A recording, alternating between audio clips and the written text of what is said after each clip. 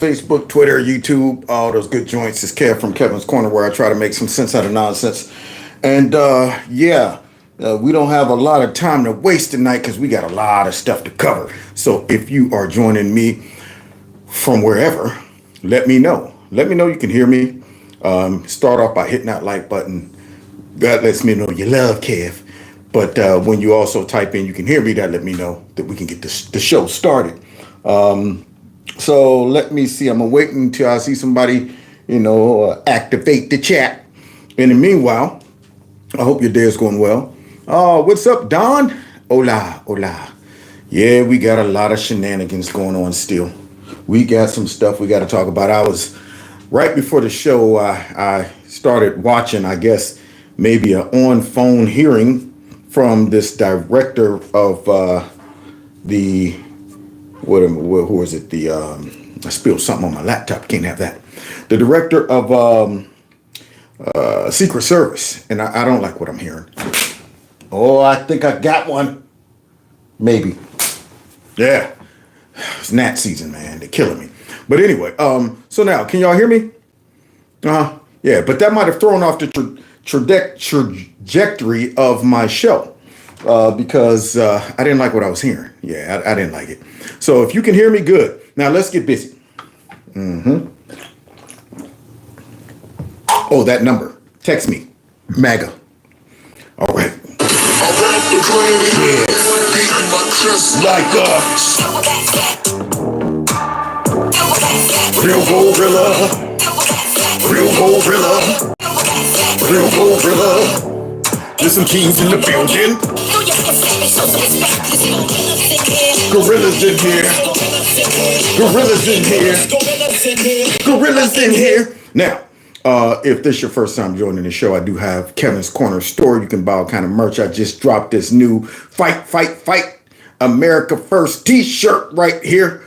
Our very brave and noble Presidente Trump iconic picture right on the shirt. So get it while it's hot. Okay. Also, if you want to donate to the channel, you can. There are links below the video to do that as well. Now, as you see, Biden calls for civility, y'all.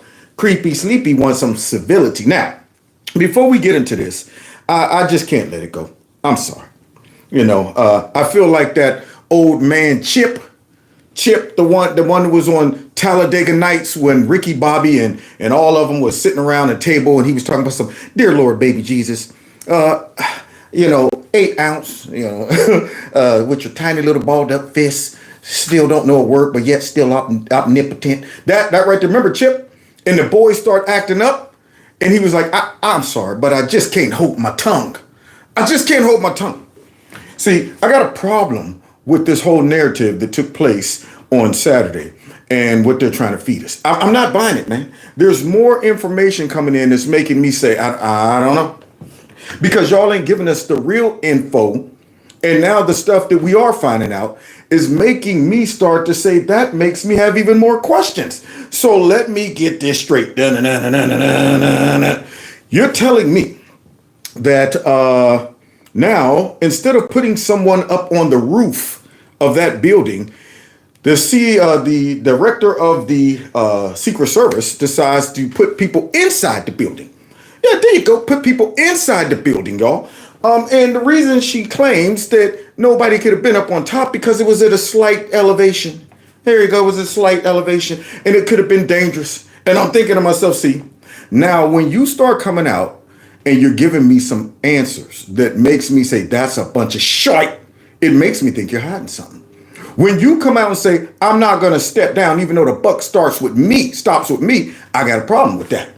That means you're not recognizing all the mistakes that were made. When you have mucus come out and say, I have total faith in the brave men and women of the Secret Service and this, and I'm going, you've been saying that the whole time, mucus, and you're running a ragtag operation. I don't trust any of them to investigate themselves. So now let me get this straight. The snipers on the slanted roof that was, pointing the gun at the real sniper, the shooter, I guess that wasn't as slanted as the roof that the shooter was on, right? I guess our Secret Service or our snipers, they're not built tough enough to get on a slightly slanted rooftop. So we rather put them inside where they can't see nothing, right? Oh, and then we find out a whole half an hour earlier, they saw this dude walking around. Yeah, he had some device that measured the distance of things when you're shooting. And they, all right, there's a guy walking around and he has and nobody called in anything. It's almost as if they were ignorant on purpose. It's almost as if they were incompetent on purpose. Then, come to find out, these are part-time folks that they brought in. So now if I was Trump, I wouldn't even go anywhere without my regular detail, the guys that I've been working with since day one. So for this event, they done brought in a whole bunch of, I guess, part-time Secret Service folks. And I'm thinking, what is that? See, that leaves too much to question. I don't know you. I ain't been working with you. I don't know what your ideology is. I don't know who got in your ear and say, hey, when this happens, turn your and look the other way. Act like you didn't see nothing. Now here's what's going to happen. I need you to. I don't know what's going on. And not even if nothing like that happened, these folks didn't work together all the time. So now that's like me getting on a football team with a whole bunch of different players, but we never even practiced the plays. We don't know, I don't know how this cat blocks. I don't know how this guy hands the ball off. It's just, all right, here is the 11 guys. We're going to be playing against the so-and-so. I don't know these guys. Do they know the cadence? We haven't worked together. So now we got all of these things. I heard only one of the people on that duty was a regular. The rest of them were just patched together. So you get a whole bunch of folks, and 3 of them were women. Now, I'm not sexist, but let's be real. That's not the situation for DEI. You don't bring, now that's too much DEI concentrated. So now you have Secret Service, and out of those guys, 3 of them was women. I mean, where were all the rest of the women in the Secret Service? Were they all concentrated just for Trump? I'm thinking to myself, they look like the 3 Stooges when it all went down. Wait a minute, where do we go? Oh, wait, what's going on? Who's going over here? Wait, who's on first? And I'm thinking, boy, this looks bad. This is a bad look. One chick, she's way down here, head hitting Trump in the chest. Trump's whole head and chest exposed. They run to the car. They're all over in the car like, woo, woo, woo, woo, woo. It looked ridiculous. So if I'm the Secret Service, I'm mad. I'm going, man, somebody set us up for failure, just like those police officers on J6. The video footage where the dude was walking, the black dude was like, man, I'm mad, man. Somebody set us up for failure. That's what happened. We just got set up. That's what it seemed like.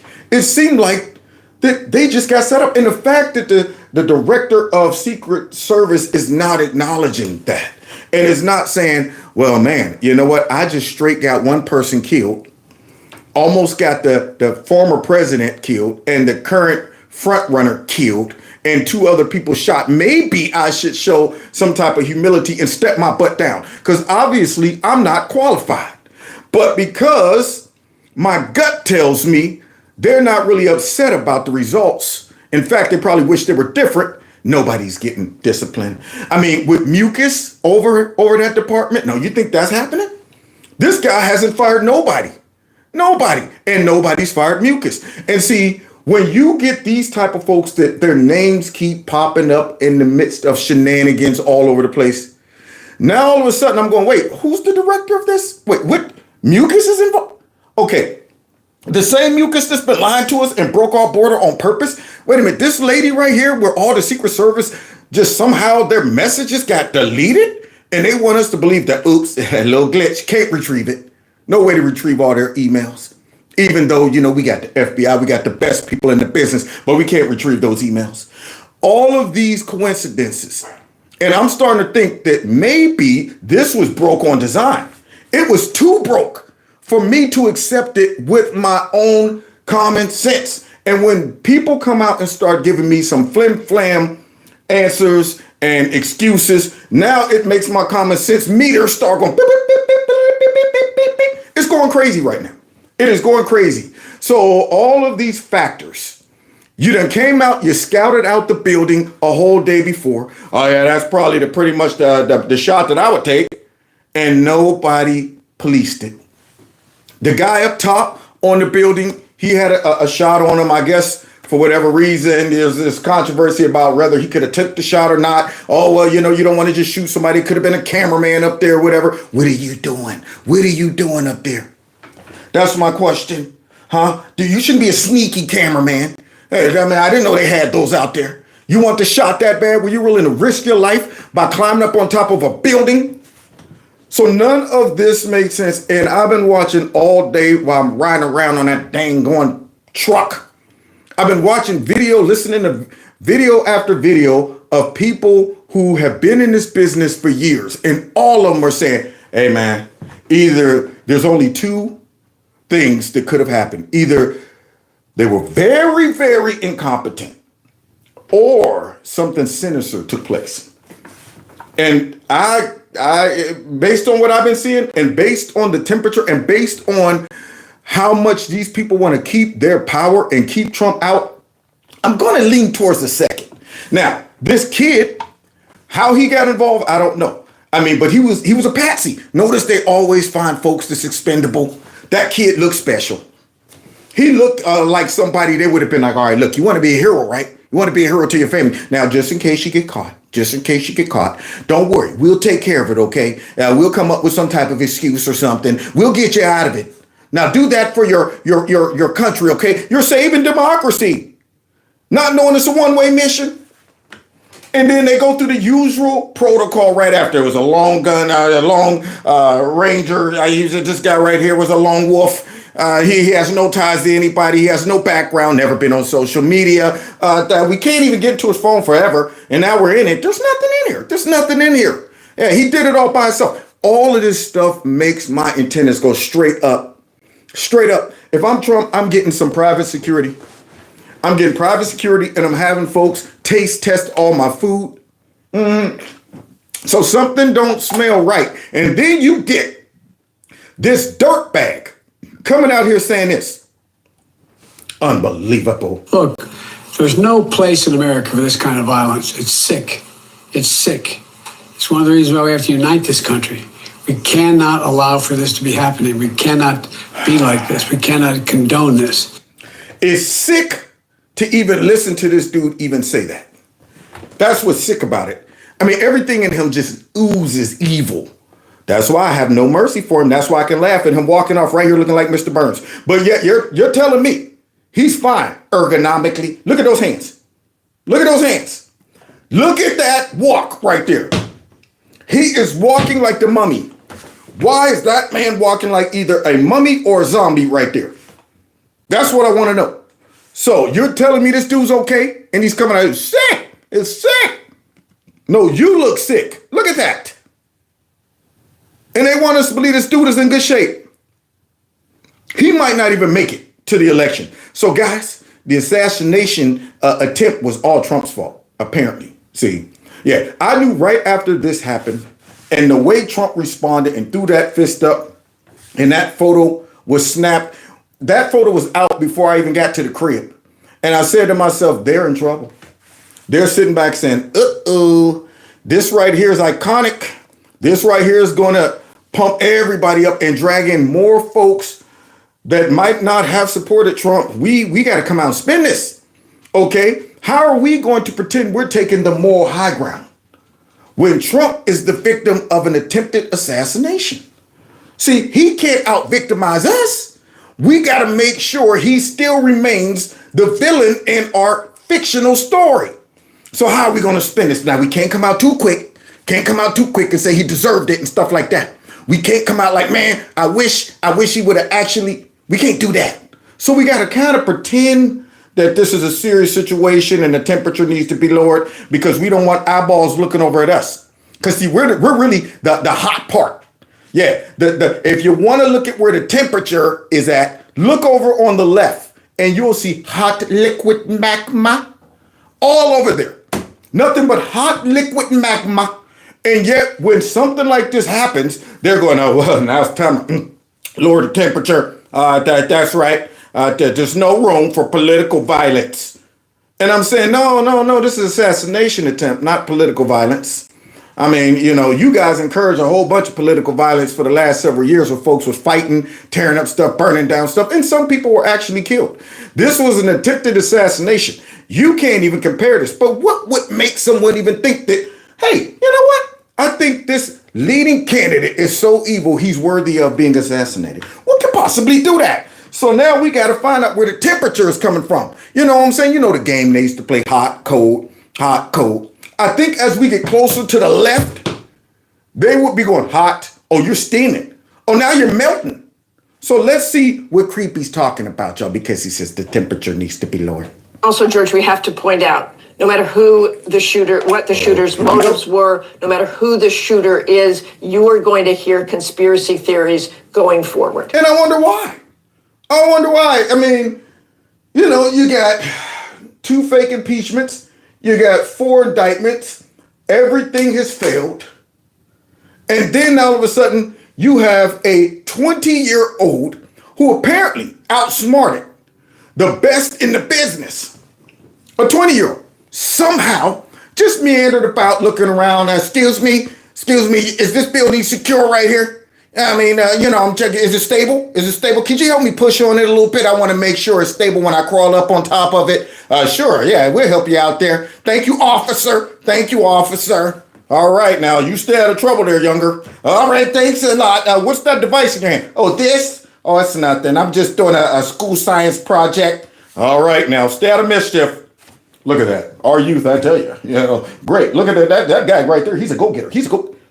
As that dude took forever walking around the building, decides to climb up there, and then crawls across the roof while everybody is just meandering about.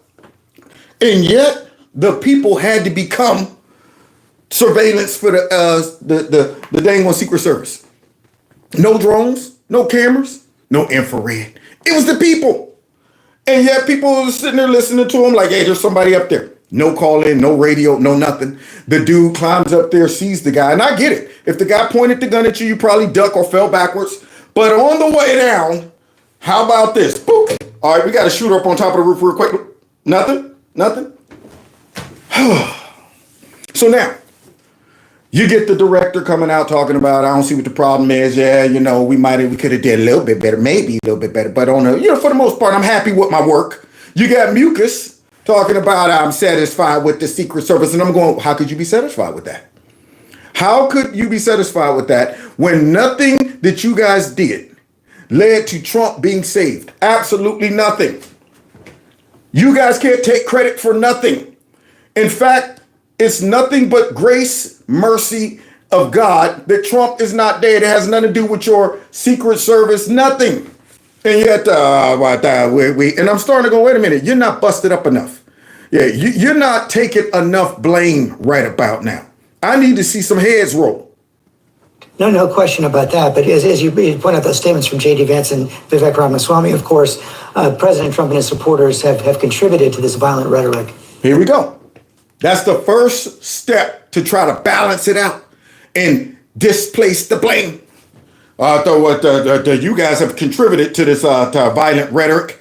In fact, pretty much Trump got his own self shot. There you go. He might as well have taken the gun himself. You see how they work?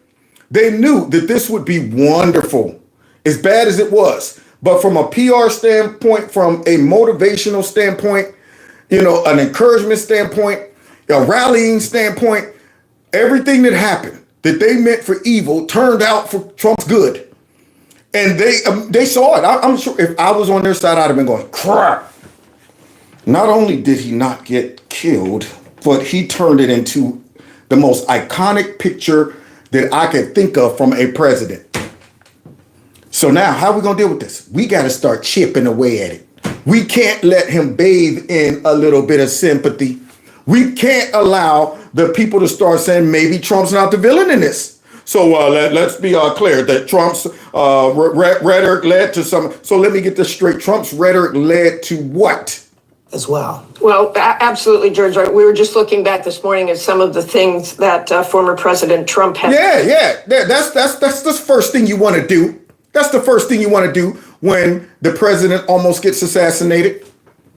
Or could it be that they were like, all right, here's what we got to do. Y'all got to go ahead and start looking back and find anything that Trump said that we can take out of context. And they should have that right front and center in their face, because they do that every single day. You ain't got to go looking for nothing.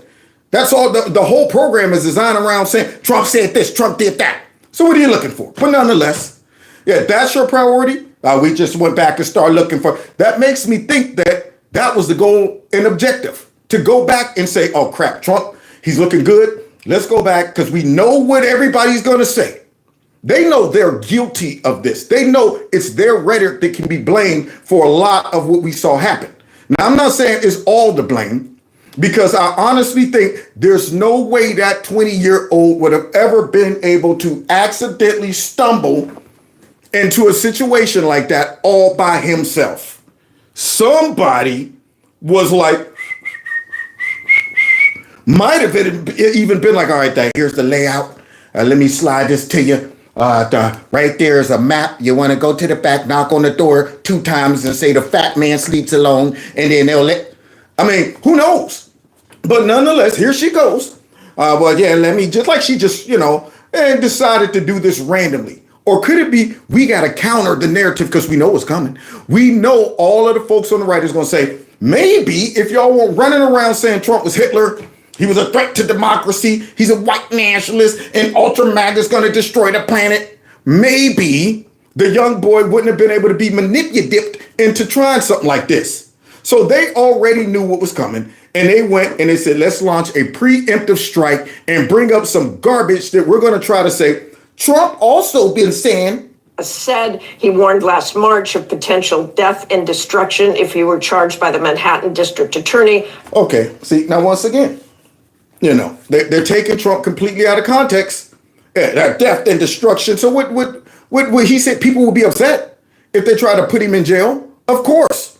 But he ain't saying nothing about, oh, well, I'm going to encourage him to go out. And the problem is this. Trump sees that these people are tempting patriots to get involved. That's what the problem is.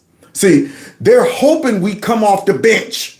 They're doing everything so blatant in our face, so belligerent, so pompous in our face, that they hoping we just say, like Popeye, I had all I can stand and I can't stand no more. Dun-dun-dun-dun-dun, and pop open a can of spinach and go buck wild on these people, so they can say, see, I told you it's the radical right. They're always there. And you know what, like Maxine Waters said, they up in the hills and they're practicing.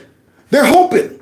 And when Trump sees the persecution that he's going through, he said, y'all are ticking folks off. People see what you're doing. Yeah, just like my gut tells me that this attempt was not organic. Now, you want to talk about the final part of ticking everybody off? If that would have happened, that would have been it. That would have been the final stage. All of the other stuff, attempting to lock him up, get him off the ballot, all of these things, we going, man, y'all are really pushing it. Trump sees that. Everybody sees it, and even they see it. That's why they're so open about it, because they're like, yeah, what y'all gonna do about it? And when y'all do something, then we're gonna use the media to do exactly what they're doing right now. It's Trump's rhetoric. Our country is being destroyed as they tell us to be peaceful. Trump in January warned of bedlam in the country if the criminal charges against him succeeded.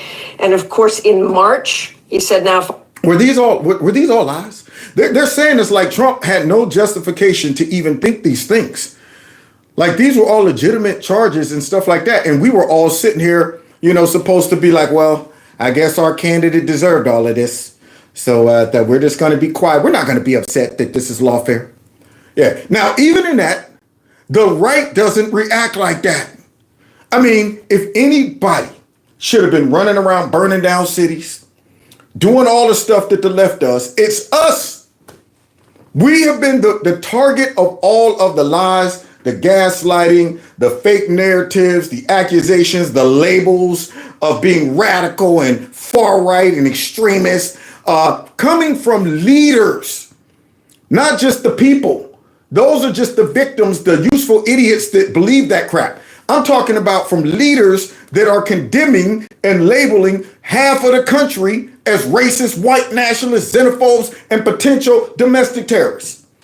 And yet they want us to be walking around like, them's just jokes. That's just the capping game. That's all that is. No, you don't cap like that. There's some things you don't label people unless they are what they are.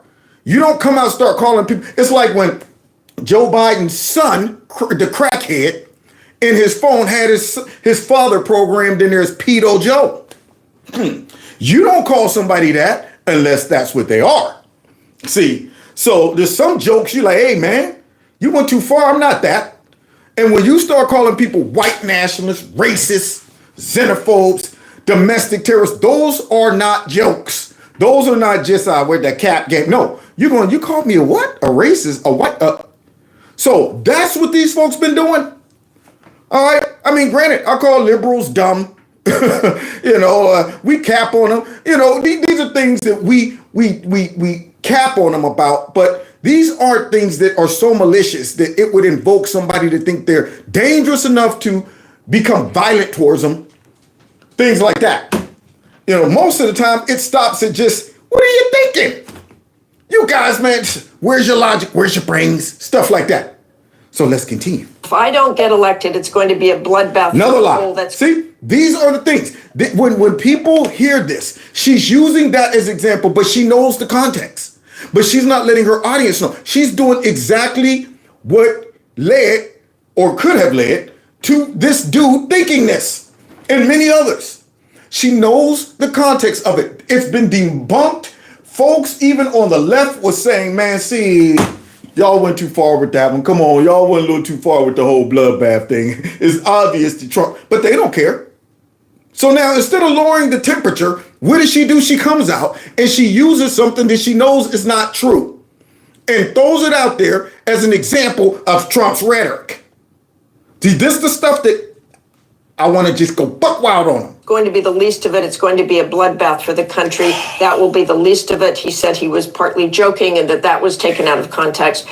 Partly joking? He didn't even have to say he was joking. Everybody knew who he was talking about and what he was talking about. That wasn't even a joke.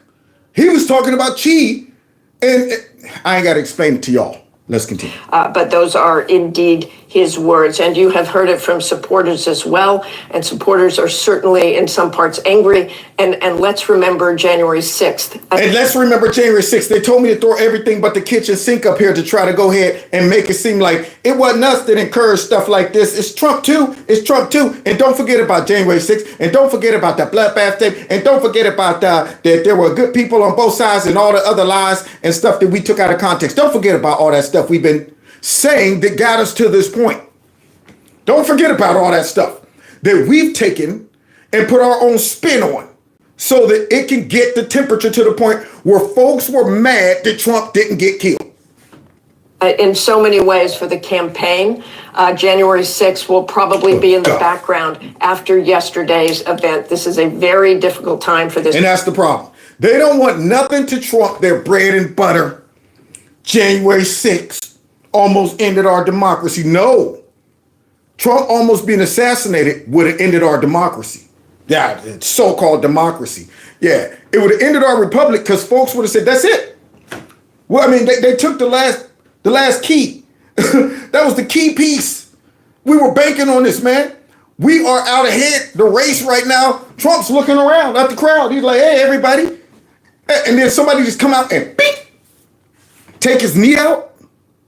Campaign. I'm sure this week in Milwaukee that President Trump will highlight this, and President Biden is going to have to figure out how to go forward with this campaign and what exactly they say. Yeah, President Biden is going to have to come out and try to counter all of this after leaving trails and trails of horrific accusations and labels that he's been throwing out, not only on Trump, but on all of his voters. There you go. Yeah, he's going to have to counter that and balance trying to act like he worries and cares about Trump. See, that's the hard part about it. And absolve himself of any responsibility of encouraging people to think these things about Trump. That's the juggling act, along with trying to make himself look strong enough to compete with what just happened to Trump. Now, that's a tall task. He ain't got enough brain cells to balance that. Now he got to come out talking about some, no place for political violence and walk off with the stiff hands And I'm thinking the last image I saw of Trump, he got blood coming down his face, fists up in the air, and folks in the audience going, yeah! That's my image of Trump. And then you go, whoop, cut over to him. Unbelievable. Look at the way Donald Trump talks about his opponents. He calls them communists and fascists and far left thugs and I mean, we ain't making that stuff up now. Y'all do got folks in your party that's Democrat, socialist, and you do practice communistic behaviors, and all of the stuff we done seen come out with the whistleblowers and, documents come out to show all of your communistic activities behind closed doors. Seems pretty communistic to me. Don't like that freedom of speech, do you? Love getting those guns, don't you? Like monitoring people, don't you? All of these things. What else? vermin. I do want to point out just... See, taking him out of context, calling a vermin. And look at this. Remember, Trump brought it on himself. Look at all the horrible things Trump was saying. For fairness, I don't want to get into an argument about it. For fairness. The former president himself has also used that kind of rhetoric. I say now is... Now look at them, scared. They're scared. They know that they're guilty of laying the groundwork for all of this. Now they got to come out and try to act like we are saddened by what happened to Trump. But I just want to say that you do remember now. See, they got to try to balance it, and I'm saying, bull crap. Okay, but I just want to bring it now. First of all, Trump hasn't come out yet and said anything. Trump hasn't come out and said, "Look, what happened to me is a result of the left demonizing me from day one, and everybody that votes for me and supports me. These folks, their conscience is bothering them. They're the kid that as soon as you open the door and they sit up real quick, moving around like what? I ain't even do nothing. I ain't do nothing. And you going, well, I ain't say you did anything. Why you already jumping the gun? Nah, you remember you had broke this face, mama? What that got to, I just came in to turn the TV off and you talking about, did you break the vase? No, you the one had broke the vase. Remember that? See, these are things that make me say, you're guilty. Trump didn't come out and say anything, but here they are. It's the time to talk about the common denominator when it came to this assassination attempt is America's fascination and obsession with owning guns. Oh, God. Now it's guns. Now it's guns. See, the fascination with owning guns. Okay. We're not talking about the gun. Okay. These are deflections. This is the kind of crap that makes me so mad. So, Sonny, this is a time, instead of reflecting on how Trump is so polarized because of our rhetoric and our show, we're one of the main shows that be propaganda in all over the place. Okay, he's so polarized that somebody would even think that this is a good idea to take this dude out. But instead of focusing on that, let's blame it on that gun that climbed up on that roof all by itself. And said, I'm going to take the shot. That's what I'm going to do. Now, don't blame it on the lack of security that allowed that guy to come up there and have ample amount of time, pick out his location, maybe even do a run through, walk through, a couple of mock fire. Let me just make sure my stuff is oil clean the gun while he's on top of the building. Stuff like that.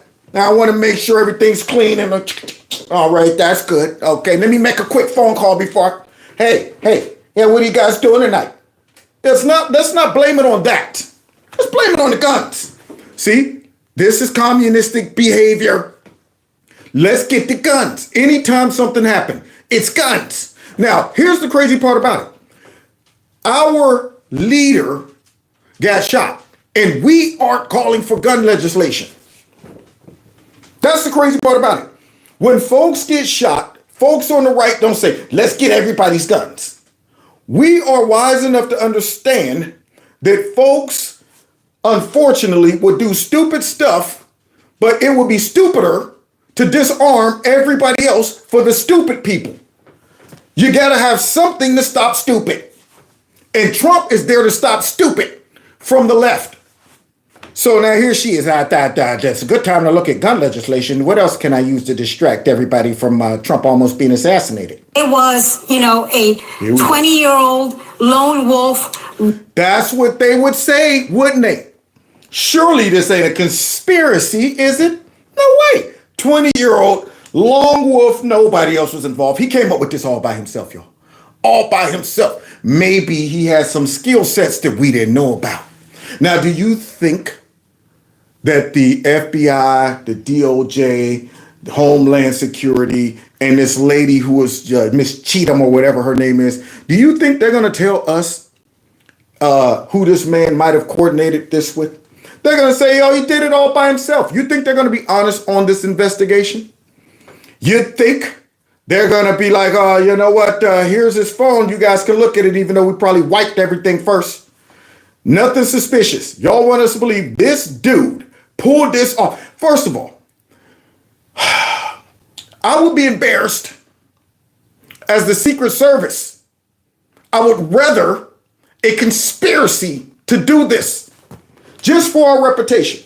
Because if you tell me that a lone wolf 20-year-old straggly-haired kid was able to outsmart us, avoid all of our technology, and manage to get up there and fire all them rounds off on the president, I would say, oh, man, that's not a good look for us.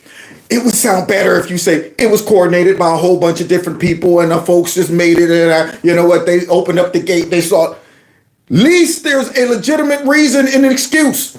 But how are you going to tell me that this lone wolf all by himself just pulled up there randomly that day? He was just hoping that there was an empty location that he might be able to exploit. And well, look at that. He was that lucky. It's his lucky day. All of the Secret Service folks and stuff was inside the building and not on top. Yeah, they were inside. It was his lucky day. Are you kidding me?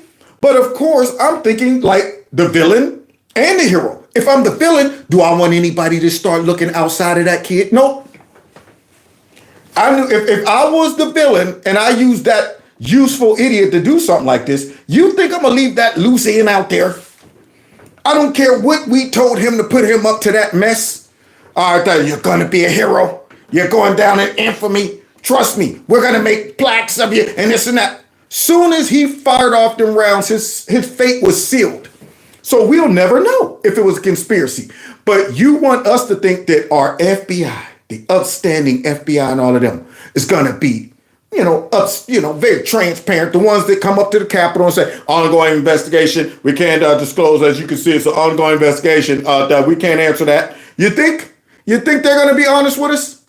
They're going to come out and say, we find nothing nefarious. It was a long gun and, case closed. He's dead. Next. And all of them will keep their jobs. But here she is buying into it. White, whack job here we go. with easy access to a gun. What does that matter? If he was white, black, see, this is the stuff. This is the very language that divides the country. That's an unnecessary factor. Even as a Republican, I have not mentioned this dude's race once. Not once. Why is it important for these folks to young, white? And I'm going, if he was yellow, green, purple, orange, clear, none of that would matter to me. And guess what else? I sure enough wouldn't be saying, just because this dude did this, we got to go get everybody's guns. Idiots. And we have to have a conversation about that. No, we don't. It wasn't a drag queen. It wasn't an immigrant. It wasn't a pissed off liberal woman. This keeps happening. No matter who. This keeps happening. To who? All of the bullets are flying in one direction. All of the violence is being directed towards conservatives.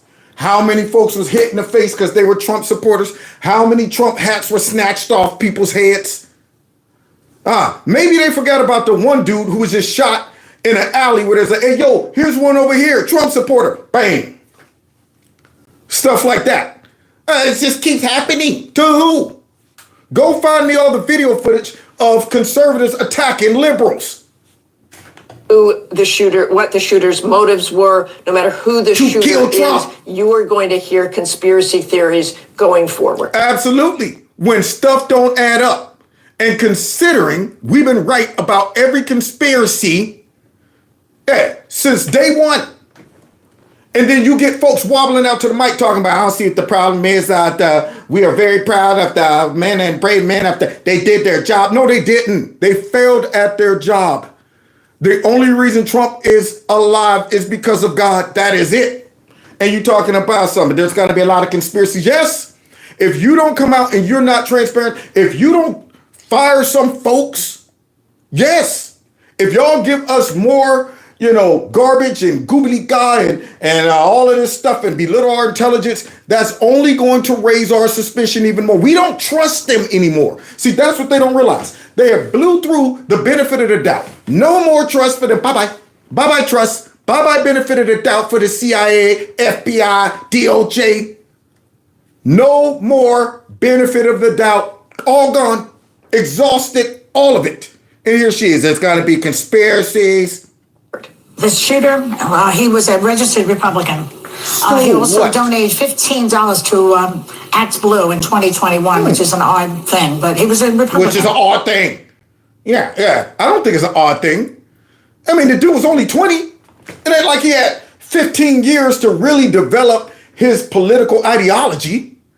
I mean, when I was 18 and registered, I just by default registered as a Democrat. That didn't mean that I really understood what being a Democrat was and all of that mess. So just because, his father and all of his family might have been Republican, he might have, I'm 18, I got to register as something Republican. But he's donating to liberal causes and little organizations. But here's the crazy part about that, which they're trying to use this. They're trying to use this. What kind of Republican would try to take out the Republican leader? Yeah, there you go. So that makes no sense. That makes absolutely no sense. What kind of Republican would say, yeah, I'm a Republican, a hardcore Republican, I'm going to take out the Republican front runner? These are complete dummies, and they think we are. And they're trying everything they can to distract us from the violence that they encourage through all of their rhetoric and hyperbole. Trump was the victim today. It is possible that tomorrow it'll be someone that Trump identifies as a threat, And you're hoping. You're hoping to get the heat off of y'all. I guarantee you, they're looking for any potential victim. They're looking for stuff to say, there's another Jesse Smollett? Yeah, because they got to go and manufacture a whole bunch of crap to try to make it seem like the right does it too. Look at that. Look at all the political violence coming from the right. I'm going like, what? The funny one is they're using this whole Nancy Pelosi's husband got beat up with the hammer stuff. That was a right wing. I'm going, now see, here we go again. Here we go again with the lies about Nancy Pelosi's husband and his personal activities. We'll get to that in a minute. So now here this guy is talking about it was Trump today. It could be somebody else tomorrow. Don't look at us. We're not the ones calling everybody Hitler. Yeah. So it really is, do we want to live like this? I think we need to have an honest and real conversation about real gun control legislation. Okay. Donald Trump dodged a bullet, but he's not the only one. America dodged a bullet. I said that too. Van Crying Jones. He's not the only one. Why you say that, Van? Because if that thing had been a quarter inch over, you would have had an assassination. And then I don't know how this country comes back from that, because half the country would have felt that the other half of the country took their leader. And if only a small percentage of those people felt that means we're in a war, you have millions of people ready to shoot back. At least one of these dummies on that panel is smart enough to know just how close our republic came to completely imploding. At least one of the dummies understand that. Because you couldn't have told anybody that this was just a lone wolf shooter if they would have taken out Trump and then come out with some raggedy explanation, some, flim-flam investigation. We're looking around for stuff. Oh, man, we found a phone. We find nobody else connected to it. There's no way in the world that any of us would have been sitting back like, well, that sounds logical. I guess this case closed. Just some crazy young 20-year-old decided to take out our guy. Yeah, so, well, we just move on from there. In spite of all of the other efforts, all of the evidence that shows that this dude was a major threat to y'all. And it's just rational. It's just logical to see the progression of attempts to destroy this man and take him out. It's just logical to come to the conclusion that the people who hated him the most and was willing to do every single thing they had to do to stop him would have gotten to the point where they go, we can't stop him anymore. Okay, see, now we got to do something drastic. And let the chips fall where they may. Let the chips fall where they may. There's no way in heck that any of us would have been like, I guess Trump just got unlucky.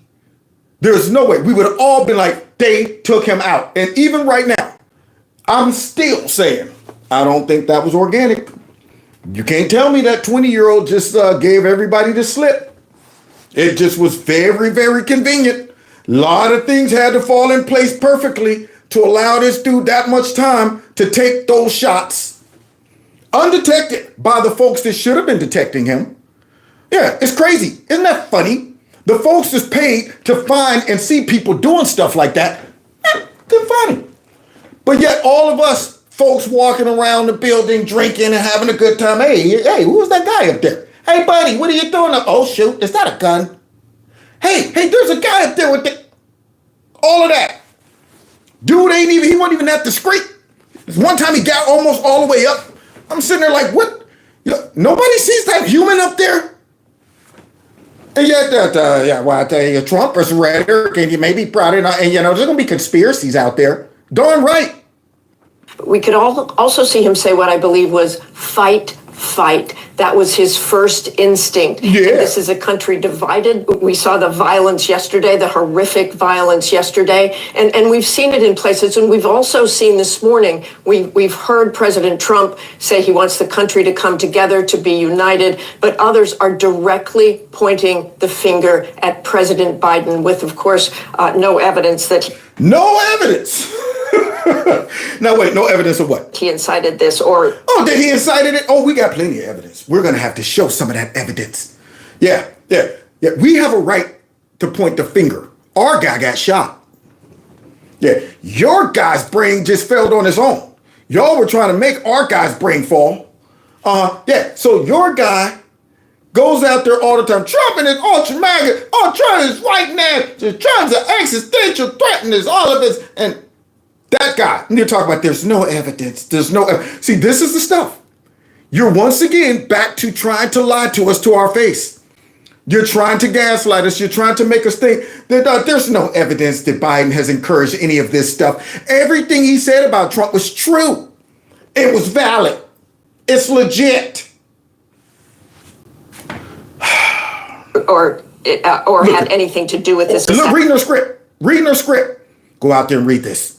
We don't want people to realize that maybe between us, the fake news, and the Democrats coordinating all of these narratives, we might have, inspired this or whatever. See, it would be different if Trump would have died. Their problem would be solved. Then they could just sit back and say, stop whining. Y'all whining, it's too late. Just spoiled milk now. But he survived. They still have to deal with him. And it's driving them nuts. Because now everybody knows that you shot, you missed, and everybody knows that y'all have contributed to these situations. So even if it was a long gun, a long shooter, lone wolf, they call him, lone wolf, even if it was, what do you think might have encouraged him to do that? Surely wasn't us. So let's continue. Assassination attempt. And then the biggest threat that officials are telling me tonight is in the form of retaliatory violence. Now that's the biggest threat, not the fact that Trump almost got shot. It's the biggest threat. So now this is what they do. To make everybody be quiet, make everybody accept this, because everybody, as soon as it happened, looked right over to the left, and they're like, there's a threat of violence out there, so everybody calm down. Now, we've been cool this whole time. Even after Trump got shot, once folks realized that Trump survived, we rejoiced. Nobody went out into the streets rioting. Nobody did anything. Folks rejoiced and celebrated and got more encouraged. But now all of a sudden they're coming up with these narratives to try to insinuate that there's going to be retaliation. And, now she ain't talking about retaliation on their side. Of course, we know what she's implying. That, okay, Trump survived, so here's our response. Let's go tear up everything. It's like when they had the nerve to say that our response for Trump winning is going out and tearing up stuff. Yeah, if Trump wins, they're going to go out and tear up stuff. And I'm going, if our guy wins, why would we do something like that? Their logic makes no sense. But here she is now. She's dropping the seed to the audience so that this way, just in case they need to plant a false flag or something, make something look like, oh, this is retaliation from the right. Now, all of a sudden, look, you guys are up to stuff too. You guys are up to stuff too. I mean, they are so sneaky, and I see exactly what they're doing. Yeah, soon as this happened, they were like, oh, we got to go ahead and run cover for this. You're taking me to exactly what I've been underscoring and is frankly very concerning in the rhetoric we are seeing at this hour already. Frankly, it's very concerning. The rhetoric that we're receiving right now after Trump just got shot. People shouldn't be mad. People shouldn't be mad or upset. Yeah, people should just, as conservatives, we're able to just take it. But yet y'all encourage your base to go absolutely berserk. People should be outraged. People should be in the streets. People should be. Nobody on their side has gotten shot or attempted to be assassinated. None of that. And anytime they don't get their way, people should be in the streets right now. And I can understand why people are mad. But yet our guy almost gets killed. And you want us to just act like nothing happened. And even in that, there was no craziness. Nobody went to the streets. No, all we did was say, you guys have been going around saying stuff that possibly could have led to this. Now, other than that, we ain't done nothing. So put that in your pipe and smoke it. But yet they're concerned. Remember, to bubble wrap themselves is always, that's dangerous rhetoric. Not from us though. It's only dangerous when our lives are in danger or threatened or our rhetoric has gone too far and we need to go ahead and say, hey, don't look at us or blame us. So now anytime you point out what we've been involved in and the part that we played, now you're putting us in danger. We are seeing some Republican lawmakers come out with statements directly drawing a line between the shooter, whose name we do not know. We do not know if he's a lone actor or with somebody else, but drawing some connection to the government. We have nothing to base that on at this hour. Well, I don't know about that now. I don't know about that. I mean, because I'm going to be honest with you.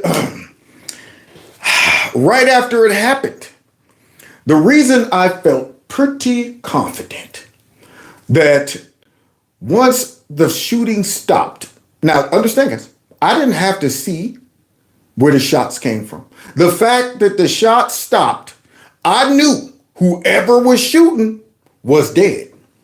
I knew that. I knew that even if the government was involved, they would never let that dude see the light of day. When the shooting stopped, I was like, oh, he's dead. Yeah, I don't need to see him. I didn't even know the dude was dead until after it took me. I was halfway home before they was like, we just got word that the shooter has been neutralized. I didn't even know that. But I knew I was like, yo, the fact that he's not shooting anymore, he's dead. He's dead. So everybody is clear. It's clear.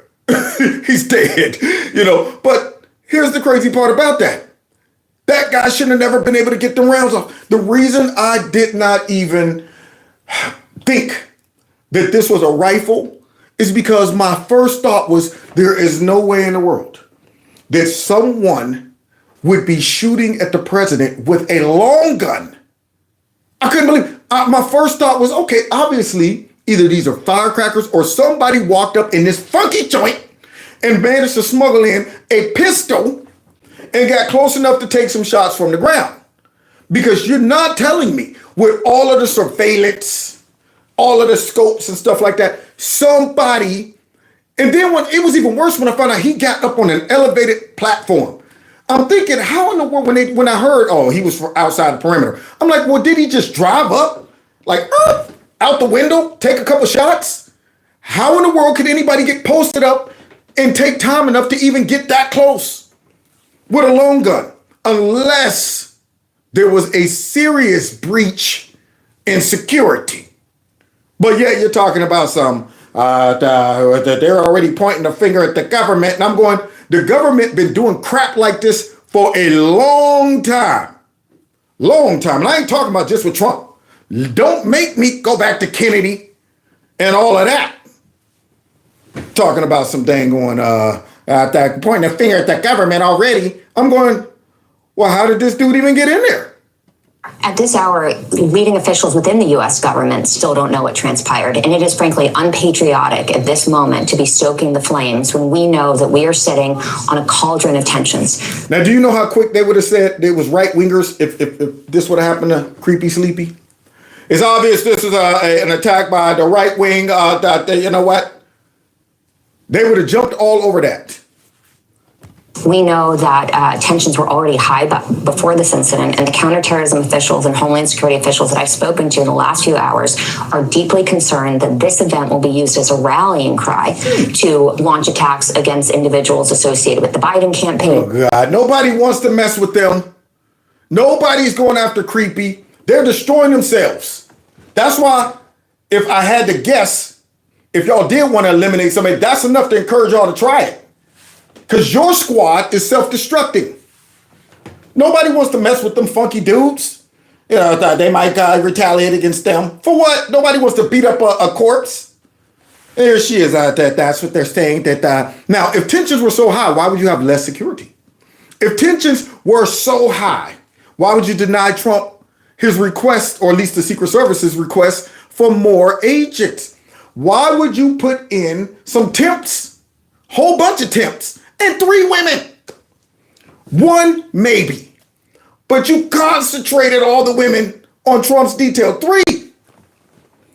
Now, see, like I said, there are some jobs that men are a little more built physically to deal with than women. I'm not saying there's not an exception here and there to the rule. There's some big women out there that's tall enough to cover Trump. You know, they got enough hand-to-hand combat experience that if they get into a physical altercation, they can hold their own for a while.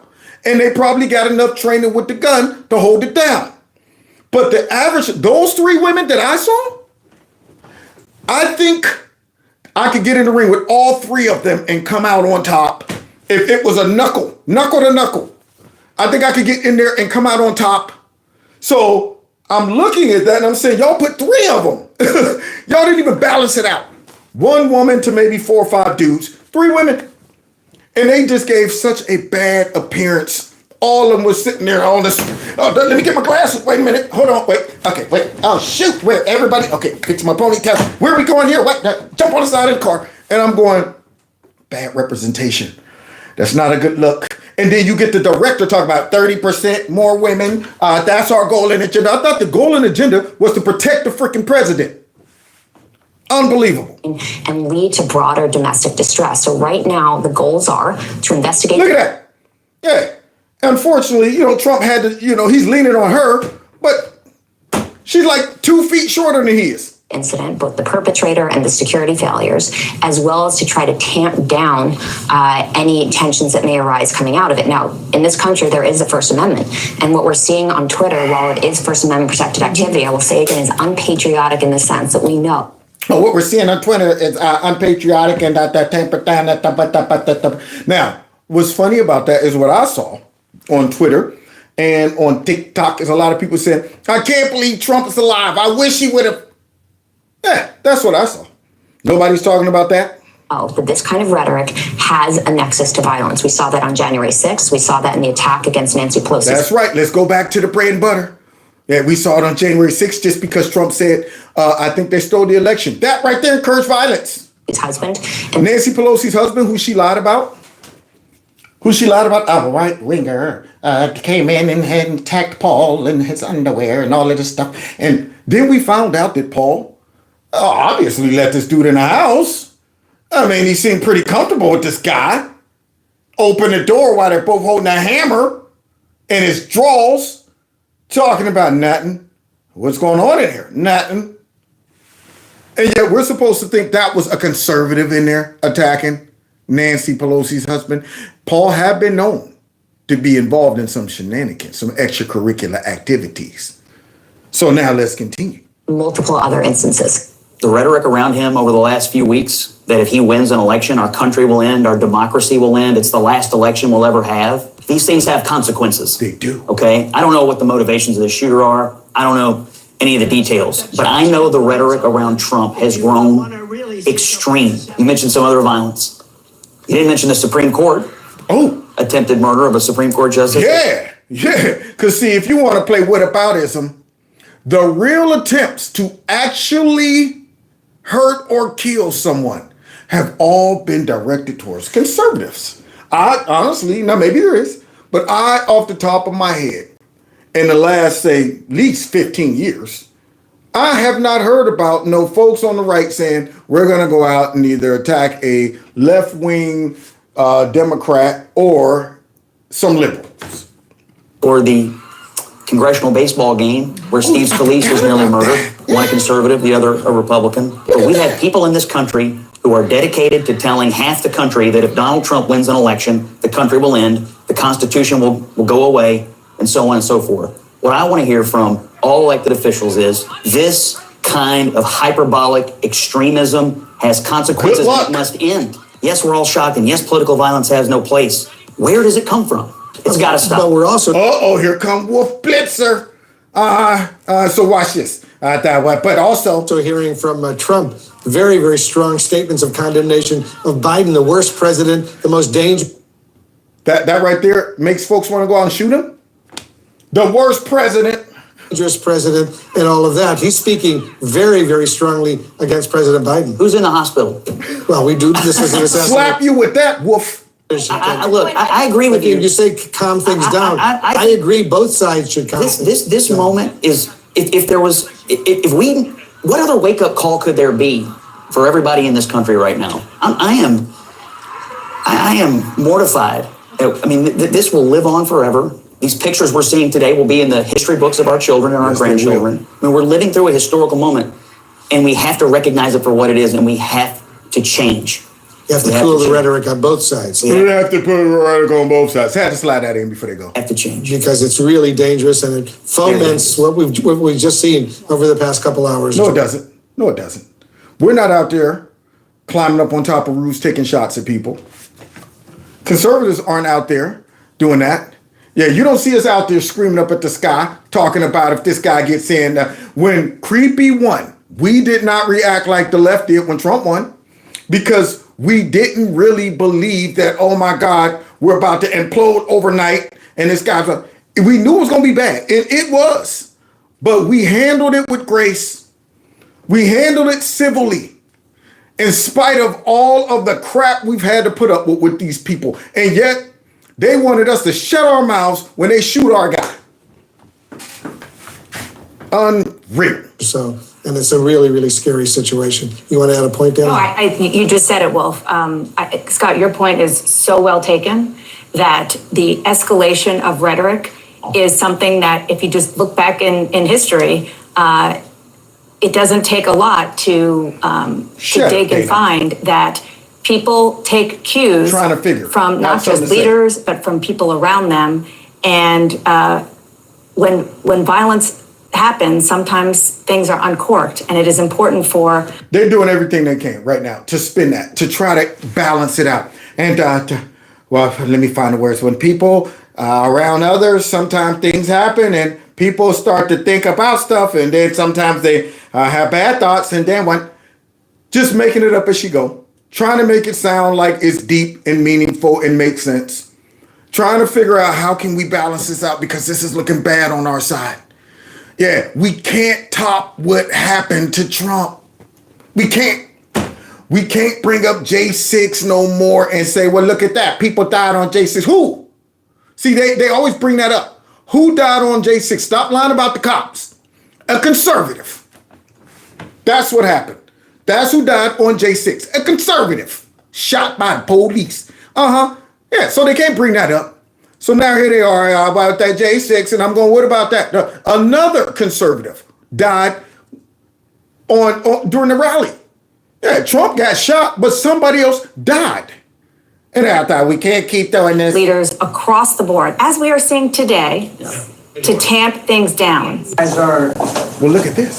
Thinking about the contribution that Donald Trump has played in this. I mean, none of you are talking about that. But what are you suggesting? That he wanted to get shot? Says all the people. Oh, this is not the time. See, this was right after Trump got shot. Oh, they probably should have went ahead and now see, this is how crazy the media is. They some of them didn't have enough tact or grace or common sense to say, you know what, maybe I shouldn't lead in on that Trump might have brought it on himself. Maybe I shouldn't do that right about now. Folks are furious. This ain't the time. He says in his rallies, you guys don't hear that all the time? Okay, so I just want to be very clear, okay? Violence has no place in the political process in this nation. No, I understand that, but you're saying that the rhetoric and things that are being said by, anybody else. But what about what it is that Donald Trump says? Do you guys are you guys going to talk about that at all? Yep. Oh, he said, this dude right. Y'all see him like, you know what? I'll handle this. I got this one. Bizarre that you would say. It is bizarre that you would say that the person who got shot in the head, his rhetoric was responsible, as though there's some justification for bad things being said to shoot someone, the leading candidate for politics, in the head. That is bizarre. But to the last point that you made, 2011, you had Gabby Giffords, who got shot, tragically.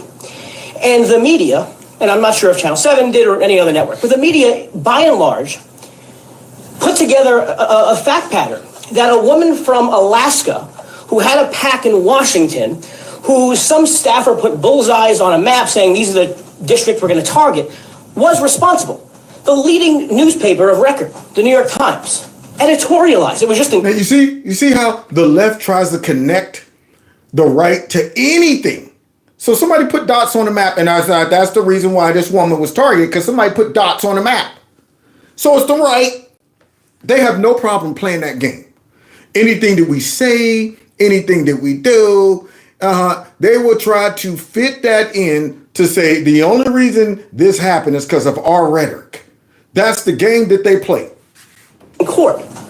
Right? So to imply that there's no rhetorical cause and effect that motivates crazy people to do things is absolutely bizarre.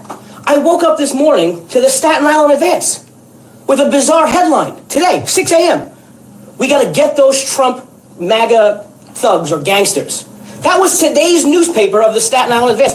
I don't even have a subscription to Cancel anymore. By the way, a registered Republican. You guys know about that? So you see that? Oh, by the way, he was a registered Republican. Did y'all know that?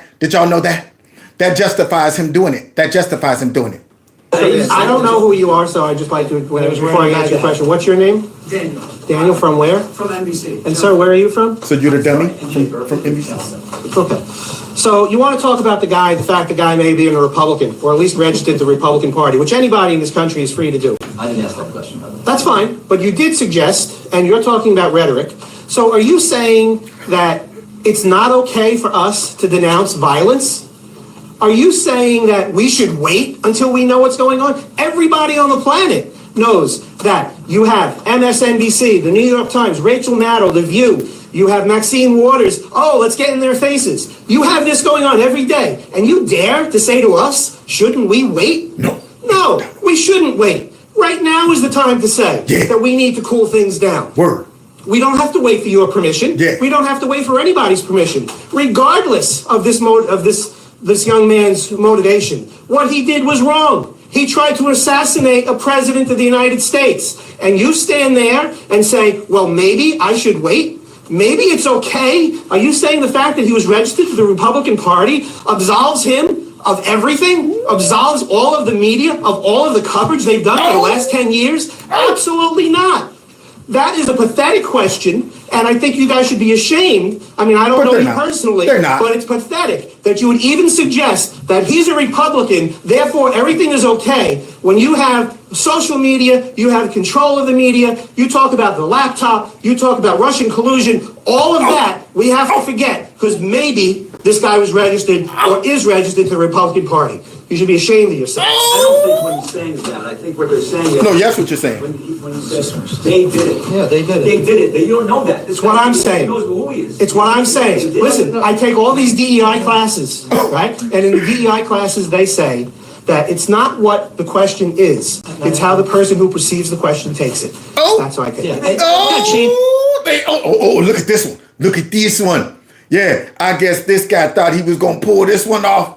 Ooh, check this one out. I love this one too. It's going to look like, Don? What practically your father as president, I think you would even say was a divisive figure. What's it going to look like in the second term? Was he? I don't think he was a divisive figure at all. I think the media created divisiveness around him. They lied about Russia collusion. They said he was a traitor.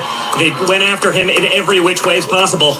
If the media actually starts being an honest broker, talking about the things that he did, the prosperity he brought, the peace deals that he signed around the world, rather than the disaster that we're living right now, I think you do everyone in the country a big favor. So what you saying, Don? You saying they created this boogeyman that everybody's scared of? Yeah, is that what you're saying? Because see, I lived it. I have been seeing them do this since day one. And the difference between the right and the left is they don't just criticize, they lie. We've been seeing that even in this little montage coming up talking about something. He said call for a bloodbath, which he's encouraging fight. And I'm saying, you're lying. See, these are things where I say, you're not just saying, I'm taking what you said or did, pointing it out and criticizing it. You are lying. Trump never condemned both sides. He said there were good people on both sides. You're lying.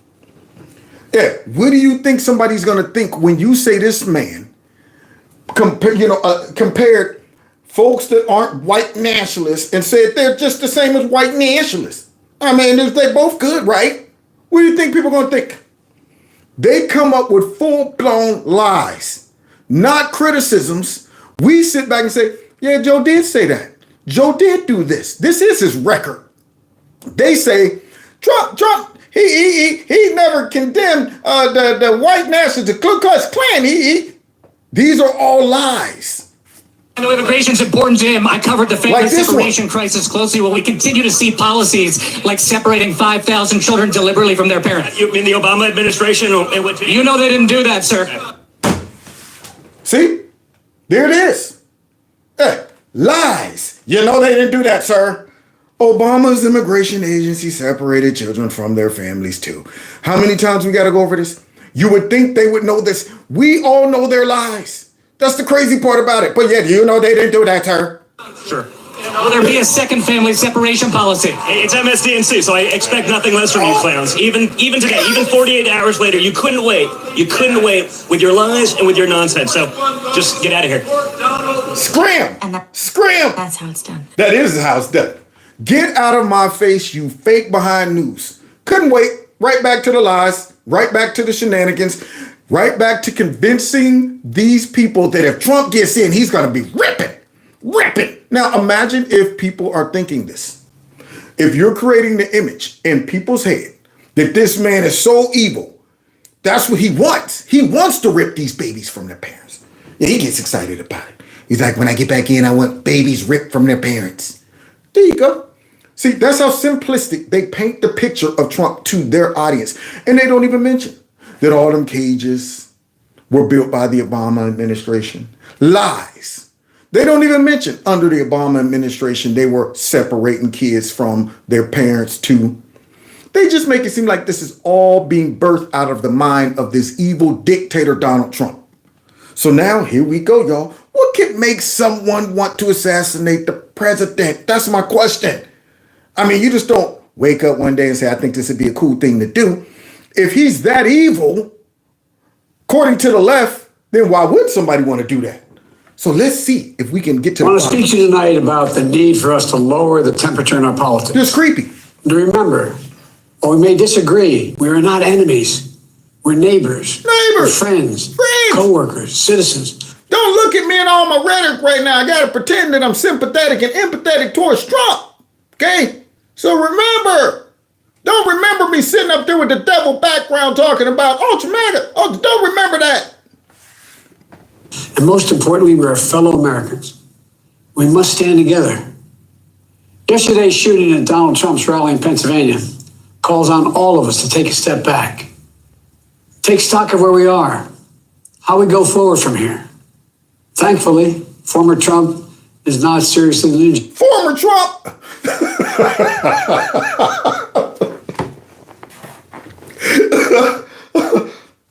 You hear this fool? Thankfully, former Trump is not seriously injured. This guy's blew out. He's blew out. But what makes me even madder about this guy is he's fake. He knows he wishing that Donald Trump would have died. All of them. The whole Democrat Party. All of them are going, grrr. I ain't saying they had something to do with it, but I'm telling you, I bet you it's very few, if any, are sitting there saying, man, whew, that was a close one. I'm glad Trump is okay. If you were to give them all lie detector tests, starting with this creep, they would blow the machine up. And here he is. Thank God Donald Trump is... You know, the political record in this country has gotten very heated. It's time to cool it down. It's time to cool it down. Well, let's see. How about this? Why don't you take your own advice? Donald Trump is a genuine threat to this nation. He's a threat to our freedom. He's a threat to our democracy. He's literally a threat for everything America stands for. Literally. Okay. That's a lot of threats. Freedom, democracy, everything America stands for. Now, understand, I've heard many people say they've double trapped themselves. Because when you paint somebody as an existential threat and they're going to destroy democracy and they're Hitler, yet you're talking about you're glad they survived, who would say they glad that Hitler survived? Who would say that? All of these Democrats should be going, man, too bad Hitler didn't die. Too bad they didn't kill Trump, Hitler. Too bad, man. We were hoping. So you spend all this time lying to everybody, saying he's an existential threat. He's worse than a Mussolini. He's Hitler. But yet, when something like this happened, you come out and you give some fake platitudes about, whew, that was a close one. We're glad he survived and this and this and that. So let's hear some more of him lying to all of us. I want to speak to you tonight about the need for us to lower the temperature in our politics. But there's no question that the Republican Party today is dominated, driven, and intimidated by Donald Trump and the MAGA Republicans. Well, there you go. Nothing lowers the temperature more than that. Yep, with two Marines in the back to show force, just like a dictator. Little devil background, standing up there looking like Adolf. That's what he's looking like. Condemning Trump and all the MAGA folks. And that is a threat to this country. Threat to the country? A threat to the country. Do you understand what this man is saying? He is saying, folks, American citizens and their politics and their beliefs and their support of Trump is a threat to the country. Not disagree with me, not have different policies and beliefs. A threat to the country. In what way? In what way? He won't tell his people that. He'll just say, it's a threat. You fill in the blanks. And I think that, look, I believe that the president is literally an existential threat. Then why are you upset that he survived? I don't get it. I mean, I'm thinking any existential threat we should destroy. All right, there's an asteroid coming towards the earth. It's an existential threat. Whew, glad we didn't blow it up, though. It's going to wipe us all out. But hey, asteroids have rights, too. See, they're double trapping themselves. They're revealing that they're fake. They use all of this rhetoric for politics, but it divides the country because their voters oftentimes can't sift it like wheat. They don't realize that they're being manipulated. They're taking it seriously. To America. You know, the political record in this country has gotten very heated. It's time to cool it down. Time to cool it down. President Biden is calling his predecessor the biggest threat to U.S. democracy. The biggest threat? Take a listen to his latest warning about Donald Trump. So wait, it ain't like what? It ain't Putin. It ain't Xi. It ain't any of those. Nothing. It's Trump. He's the biggest threat. What, in your view, constitutes the primary threat to freedom and democracy at home? Yeah, what could it be? Donald Trump. Donald Trump. Now, wait a minute. It changes all the time. I thought it was climate change. I thought it was, let's see, white nationalism, white supremacy, something like that. Every depending on what's going on in that week, you know. But you know, at the end of the day, Trump's going to be, you know, mixed in somehow. But it's Donald Trump. Seriously. Seriously. Now, that was during his time when they were given all of those pre-scripted questions. Yeah, theory is reading off his notes and stuff. See, what is the most central threat to America? Donald Trump. Did I read it good? No. Take two? Okay, here we go. Ask the question that we sent you again. Unbelievable. Oh, what's this? The records, the issues, the agenda, the vision for America. But in America, we resolve our differences at the battle box. You know, that's how we do it, at the battle box. Not at the battle box twice. Yeah, twice. The battle box. Now, that's like when he was talking about, abusing women. But you got to keep punching it and beating it. So he's like, we got to lower the temperature. We don't resolve our issues through violence. We settle it at the battle box. At the battle box. And I know everybody right there is going, no need to even do another take. It ain't going to get any better. There you go. This was pre-recorded and they still let him go. Just forget it. It's the best we can get. He keeps saying it. Battle box twice. with bullets. But in America, we resolve our differences at the battle box. You know, that's how we do it, at the battle box. At the battle box. So then that means, y'all, get ready to rumble. All of the conservatives needs to get together and I guess go knuckle up with all the liberals. Now, I'm going to be honest. When I was out there at those fairgrounds, I was looking around and you know what I saw? A lot of testosterone. And even the estrogen. The women look like, hey, I'm going to let my man knock some folks out, but if I have to, I kick off these cowgirl boots and go to work. It was a lot of beards roaming around, a lot of tattoos, a lot of dudes swole up in there. Yeah, wasn't no softcore dudes running around there.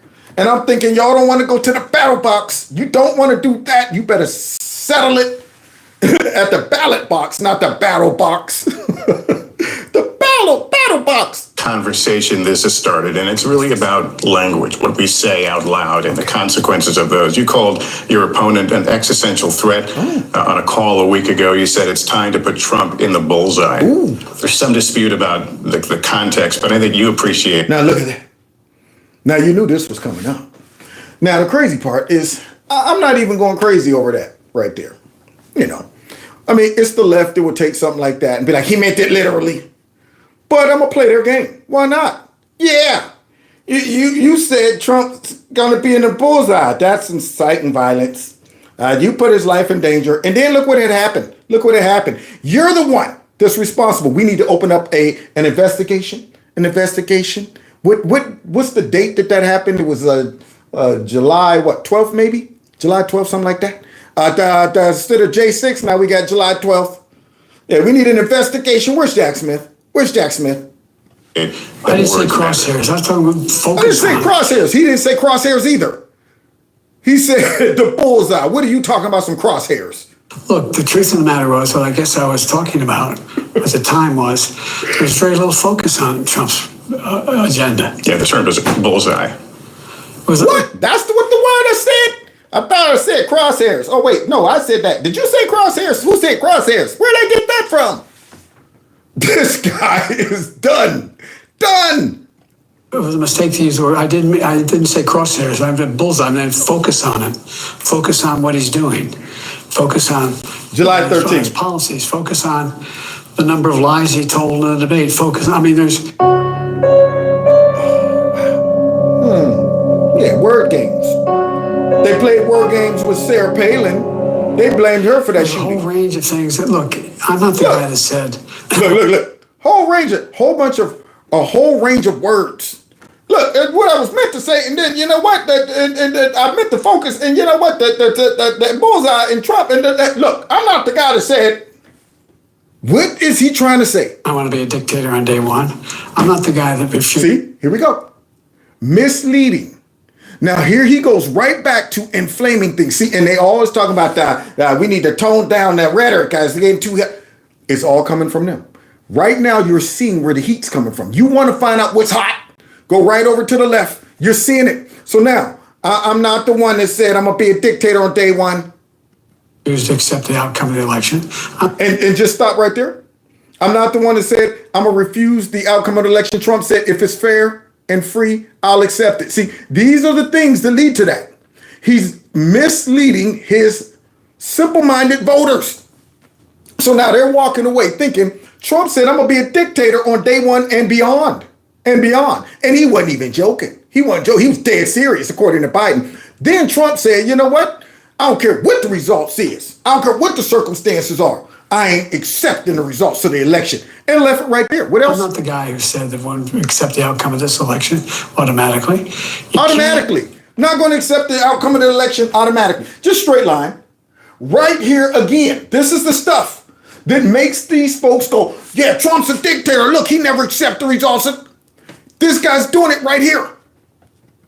Only love your country when you win. And so the focus was on what he's saying. And I mean, the idea. But have you... Look, focus on what he's saying. I mean, the idea. The idea of what? You don't even have an idea in your head. You're just throwing out random phrases, statements, and words, grunts, couple coughs here and there.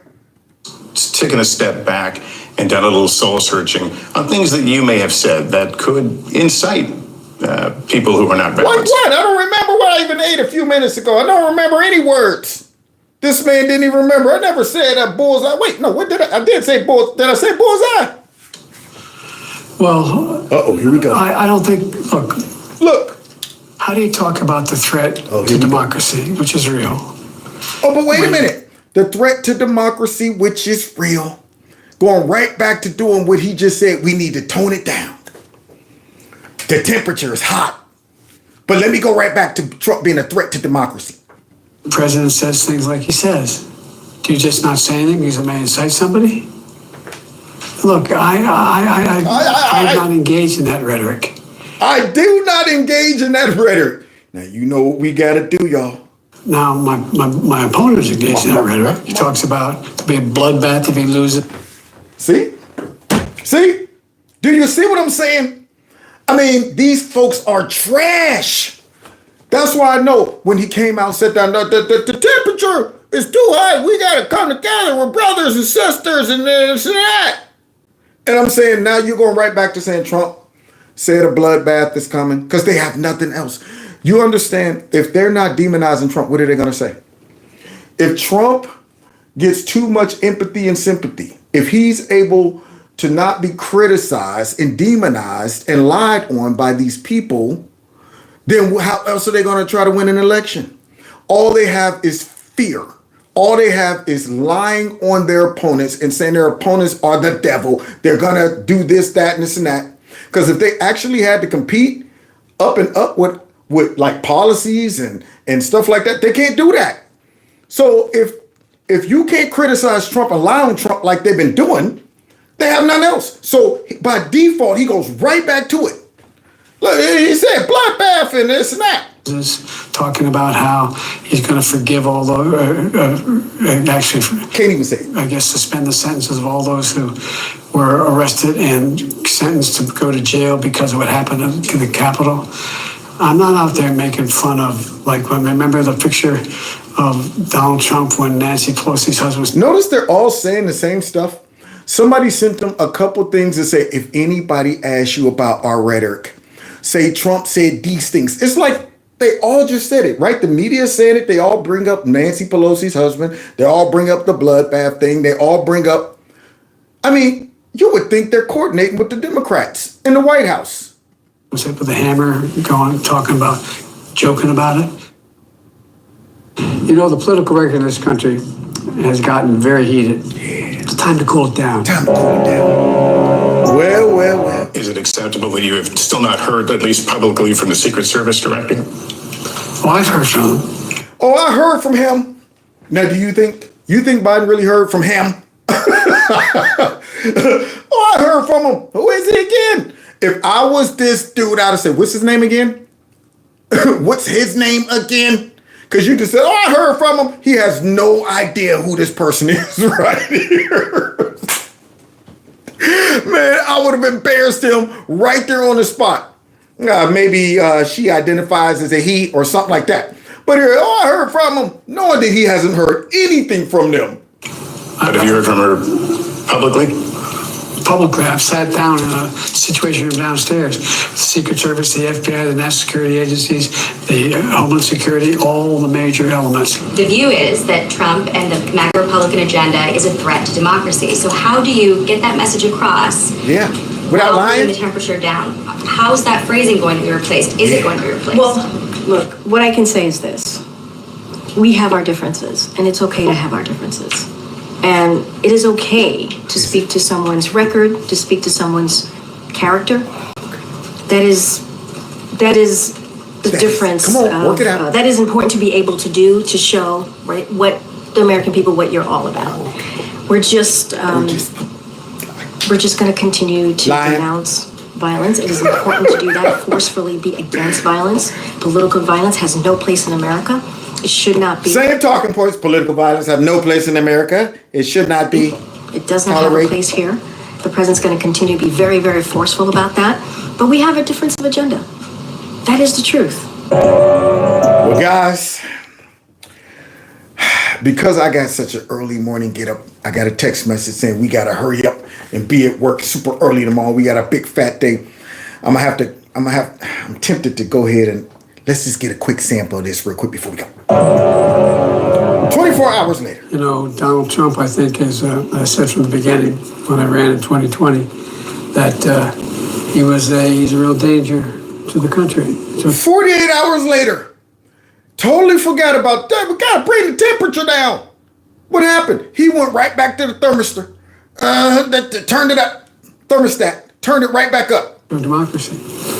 But I didn't plan on running because when in 2020, when Barack asked me to be vice president. So Barack asked him to be vice president in 2020? I joined him, which is a great honor. And but after that, I became a professor at the University of Pennsylvania. But after that, I became a professor. This guy's sitting every election. More lies. When it was an on-year, off-year, I got over 90% of the black vote, and the number of folks participating. More pandering. Didn't slow down because it didn't reduce. What? So look, Trump.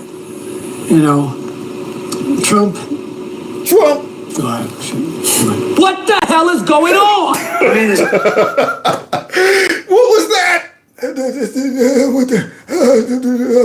The black, I got 90% of the black vote. And then look at Trump. I shouldn't have said that. So now, if this guy is willing to lie to us about being a professor, we're supposed to believe this guy is telling us the truth about Trump being an existential threat. He can't even lie about the simple stuff. And look at this. From the bottom of my heart, Trump is a threat to this nation. And Trump is even more dangerous now. No, I'm serious. He's unhinged. He's snapped. America needs to wake up and realize that Trump and his mega republic is what they're trying to do. We're going to join them, we're going to engage them, and we're going to stop them. And most Americans are reacting in horror to this incident, but I can't say that many are shocked. Nobody should be shocked by this assassination attempt, Paul, because left-wing leaders, including the president, have regularly told their constituents that Trump and his supporters, by the way, are xenophobic, white nationalist Nazis. I mean, Biden, Kamala Harris, the Obamas. And just for the sake of time, even though she said something very impactful, those are heavy words, lady. So let's go ahead and take that to task. Here we go. God bless him. He came within an inch of death. So pray for America. So here we go. Let's see if that's true. Let's see if that's true. Because see now, I don't care what they say that we say on the right.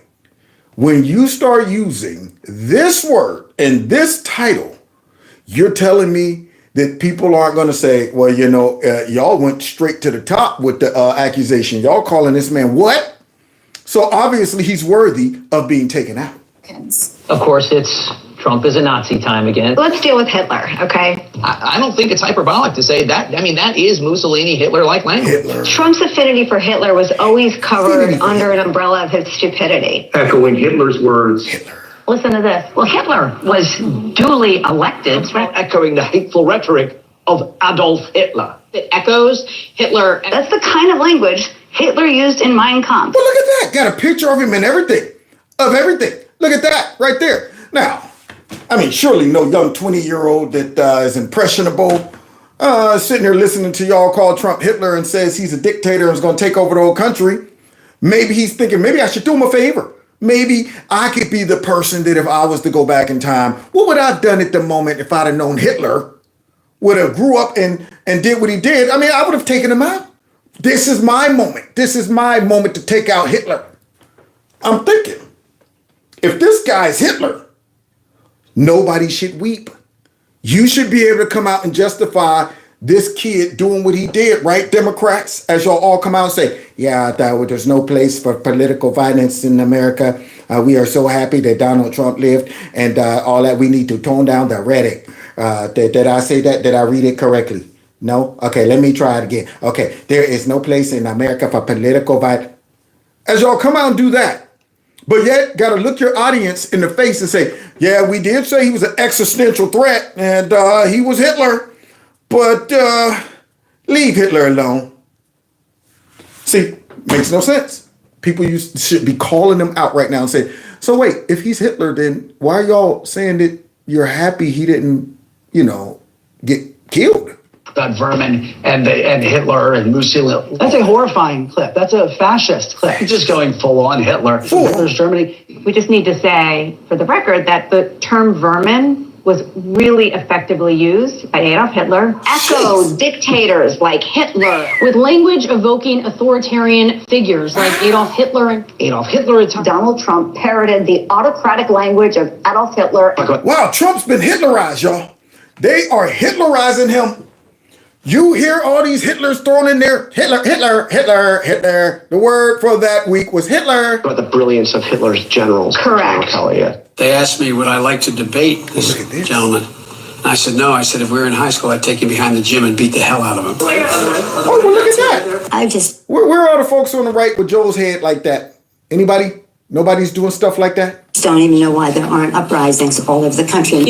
How many of us are encouraging uprisings all over the country? And maybe there will be. And what about this? Needs to be unrest in the streets for as long as there's unrest in our lives. Please, show me where it says that protests are supposed to be polite. Everywhere. And peaceful. They go low, we kick. I'd like to punch him in the face. Well, come on there, Robert. Come on, Roberto. Do it. The biggest terror threat in this country is white men. Not the white man that I married, though. Not him. He's different. See, I don't care. My white husband is different than all the other white nationalist men in America. That's what you want us to believe? Don Lemon? I told Jeb Bush after that debate that I thought he should have punched him in the face. When was the last time an actor assassinated a president? They're still going to have to go out and put a bullet in Donald Trump. Dressed to look like President Donald Trump gets stabbed to death. I have thought an awful lot about blowing up the White House. Where's Secret Service? Why aren't they knocking down Madonna's door? I will go and take Trump out tonight. Where's Secret Service? Why aren't they going to snatch that wig off Louise Jefferson's head and ask her, you're going to do what to the president tonight? The domestic enemies to our voting system and our honoring our Constitution are right at 1600 Pennsylvania Avenue. Where's the Grim Reaper to go and grab this skeleton and then escape from a casket and put it back in the graveyard? Where's the Grim Reaper? I'm wondering, how did that skeleton get on TV? Avenue. You get out and you stay on the ground. And you just back on them. You cannot be civil with a political party that wants to destroy what you stand for. Where's the Holy Ghost to drag Diablos that we just saw back down the hill? I rebuke you, because Hillary Clinton is Diablos manifested in the flesh. Oh, look at this. Look at all those right-wingers. Look at all those conservatives with their faces covered, guys. Look at that. I want to tell you, Gorsuch. I want to tell you, Kavanaugh. Where's the Simpsons? Somebody go get Mr. Burns and drag him back into the cartoon world. Listen here, Kavanaugh. Listen here, Gorsuch. Have released the whirlwind. The man arrested outside a Supreme Court Justice Brett Kavanaugh's home now faces attempted murder charge. Attempted murder charge? Where's all the right-wing videos? I'm still looking for them. Somebody go find me all of these right-wing MAGA, ultra MAGA. I need some ultra MAGA folks. I want to see them. Somebody go up into the back hills where all of these white supremacists and militias are training for Donald Trump so they can. Somebody go find those guys for me. Because all I'm seeing in these videos are radical leftists. These are live images, folks, at the doors of the Supreme Court. Insurrection, only if it's MAGA, folks. Insurrection. So you mean the left can't get none of that insurrection too? I thought we had enough insurrection to go around. Man, they stingy with the insurrection. The incident that left Senator Rand Paul with 6 broken ribs. This might be one of my favorite stories. St. John's Church, known as the Church of the Presidents. It too was targeted. 66-year-old James T. Hodgkinson, who had opened fire on the players, apparently deliberately targeting the GOP. Wow. 6 people injured, including Congressman Steve Scalise. Suspect, now dead, had a long and public history. Man, it's dangerous out in these streets for a conservative right about now. After I'm looking at this, I'm like, whew, man. I mean, we're the only ones got to worry about walking around with Trump shirts and hats and stuff like that. Might be targeted. We're the only ones got to worry about that.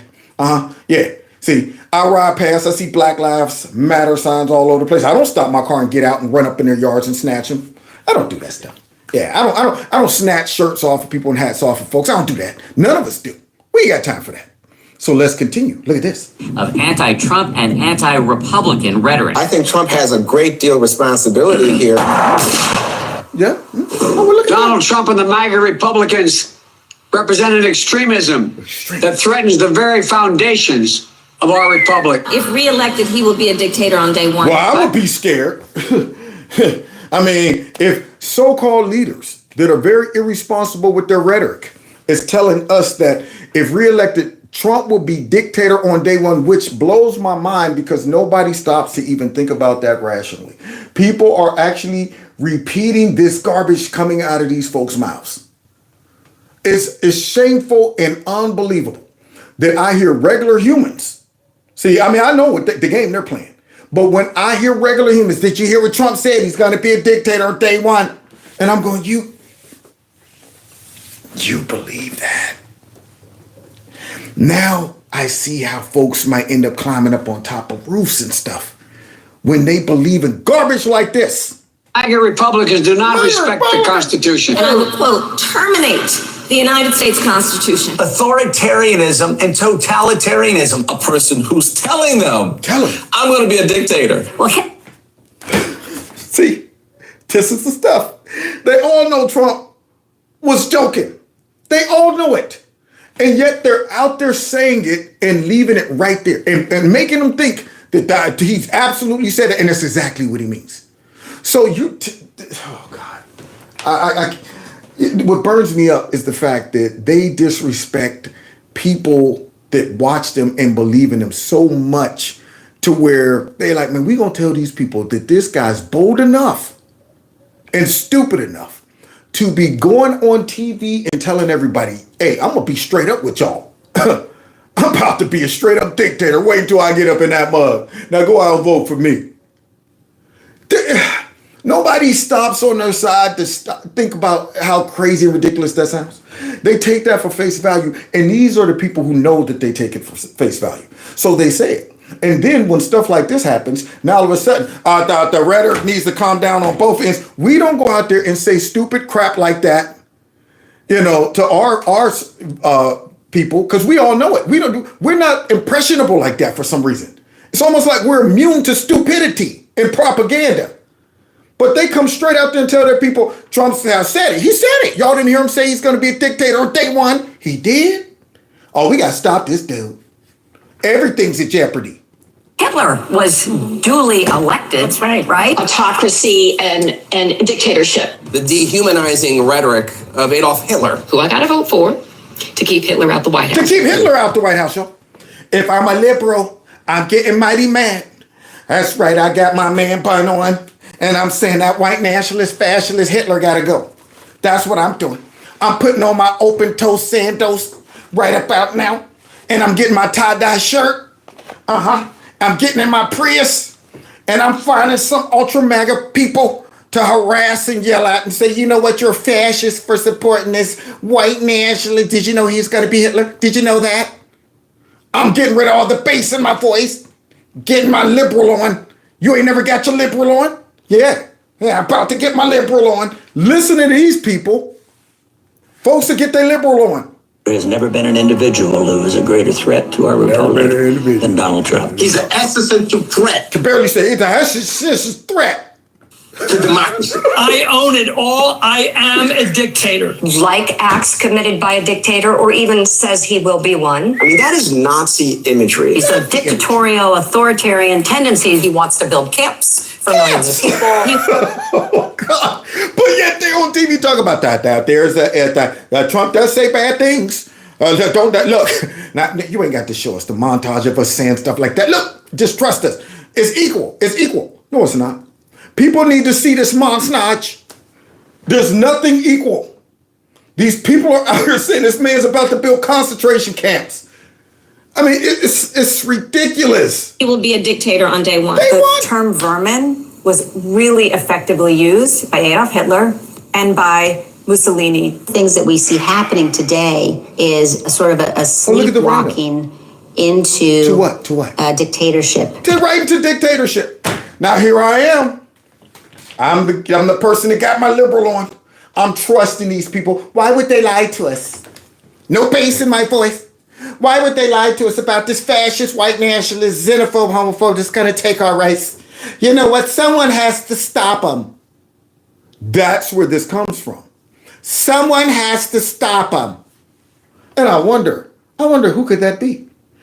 Interesting. In the United States. He wants to assert autocratic powers. They've just given him a license for dictatorship. Unbelievable. President Trump, what he did today is straight out of a dictator's playbook. It has historically been the province of dictators like Vladimir Putin, Benito Mussolini, Joseph Stalin, or Adolf Hitler. He is behaving like a Hitler or Mussolini style.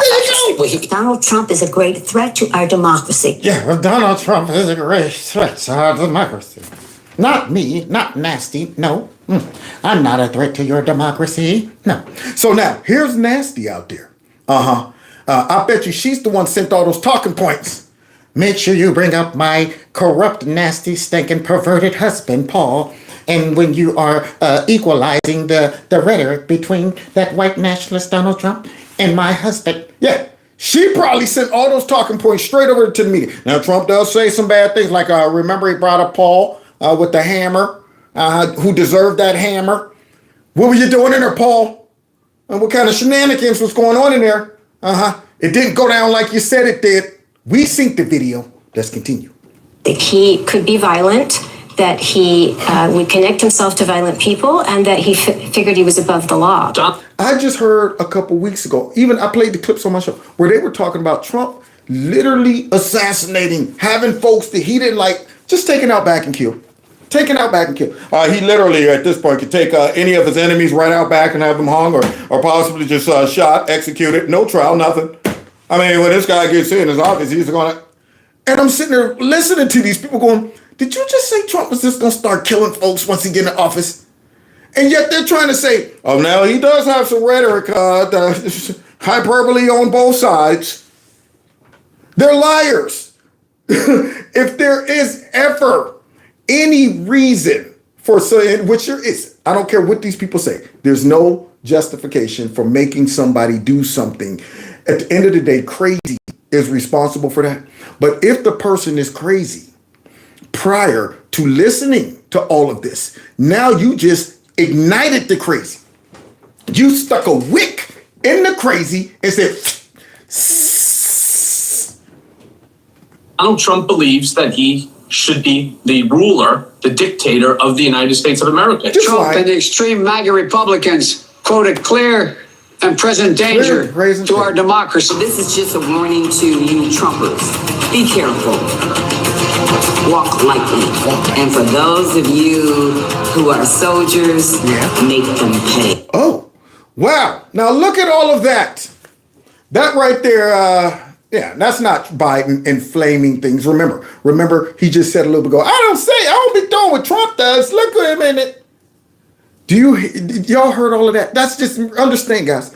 That is just a very small clip of all of the horrific things they have said about Trump and all of us. And now you get the manifestation of all of that. Listen to these people after Trump's attempted assassination. Now, you think those all of that hyperbole doesn't impact people? Look at this as we close. That was more staged than a Tyler Perry production of Medea Runs for President. This was, I believe, done to try to show his strength counter to Biden's fragility. So basically, you're an idiot. Yeah, they done got your brain so twisted up. You believe Trump staged his own attempted assassination. Yeah, now make sure you just hit me in the ear. Not too close, just pierce the ear. Forget bystanders. That's how crazy these people are. But these people are so consumed with hate, they've lost all contact with reality, haven't they? Show us another one. I just found out about this. It just happened. I haven't even had a second to process. You're telling me somebody finally had the balls to bring a pew-pew and he missed! We were a second away! We were a centimeter away from half of the problem being gone and you missed! There was a white man attached to that trigger. I know it! She's done. She's damaged goods, man. They're all young. They're all dumb. Hey, you miss? See, when you are publicly getting out there complaining about the president, the former president, not being assassinated, you've lost it. You missed. And then at the end, I know it was a white man, as if she's black. You would think this was a soul sister riding around. And it kills me when white liberals do this. Kills me. You would think she was the blackest chick. She'd be so black that she blending in with the background of the seats if they black. I don't know why is nobody driving that car black. That's how black she should be, talking like that. I bet you was a white man attached to that. And I'm like, oh, these people. But see, this is what you get. This is what you get. Folks out there buying to this crap. We were a centimeter away! Oh! How do you miss that? We don't miss those! Come on, man! Now, I hope when they get older and mature, they're going to look back on this mess and say, man, I was a jackass. Yeah, I need that dude from No Country for Old Men right about now. Like, you don't know what you're saying, do you? You don't know what you're saying. For the simple fact, these people have no idea what they're wishing for. They have no idea the consequence of if something would have happened to Trump, that the country would have just imploded. People like that would be just garbage. If our country went like this, you think people like that would survive? Yeah. See, they don't understand. They are playing with fire. They're wishing that the country would just rip in half. Rip in half. Now, I wouldn't even want to see that happen. But if it did, I would want that to happen non-violently, because people like that would never survive.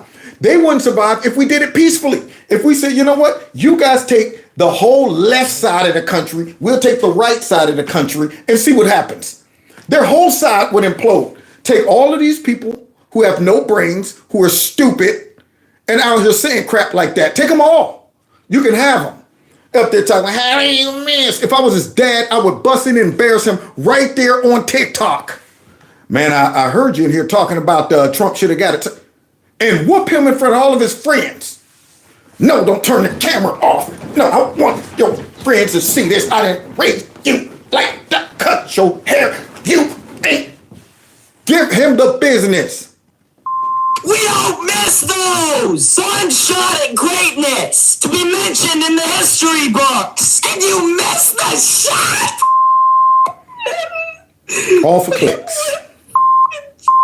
To the person who took it at Trump today, why did you miss? Come on, now you gave him what he wanted more than anything. Now I wonder if all these liberals are going on TikTok, all these Democrats, all of the fake news who's talking about that. We've been looking at Twitter and all of that stuff. Thank you, because my shoulder was hurting.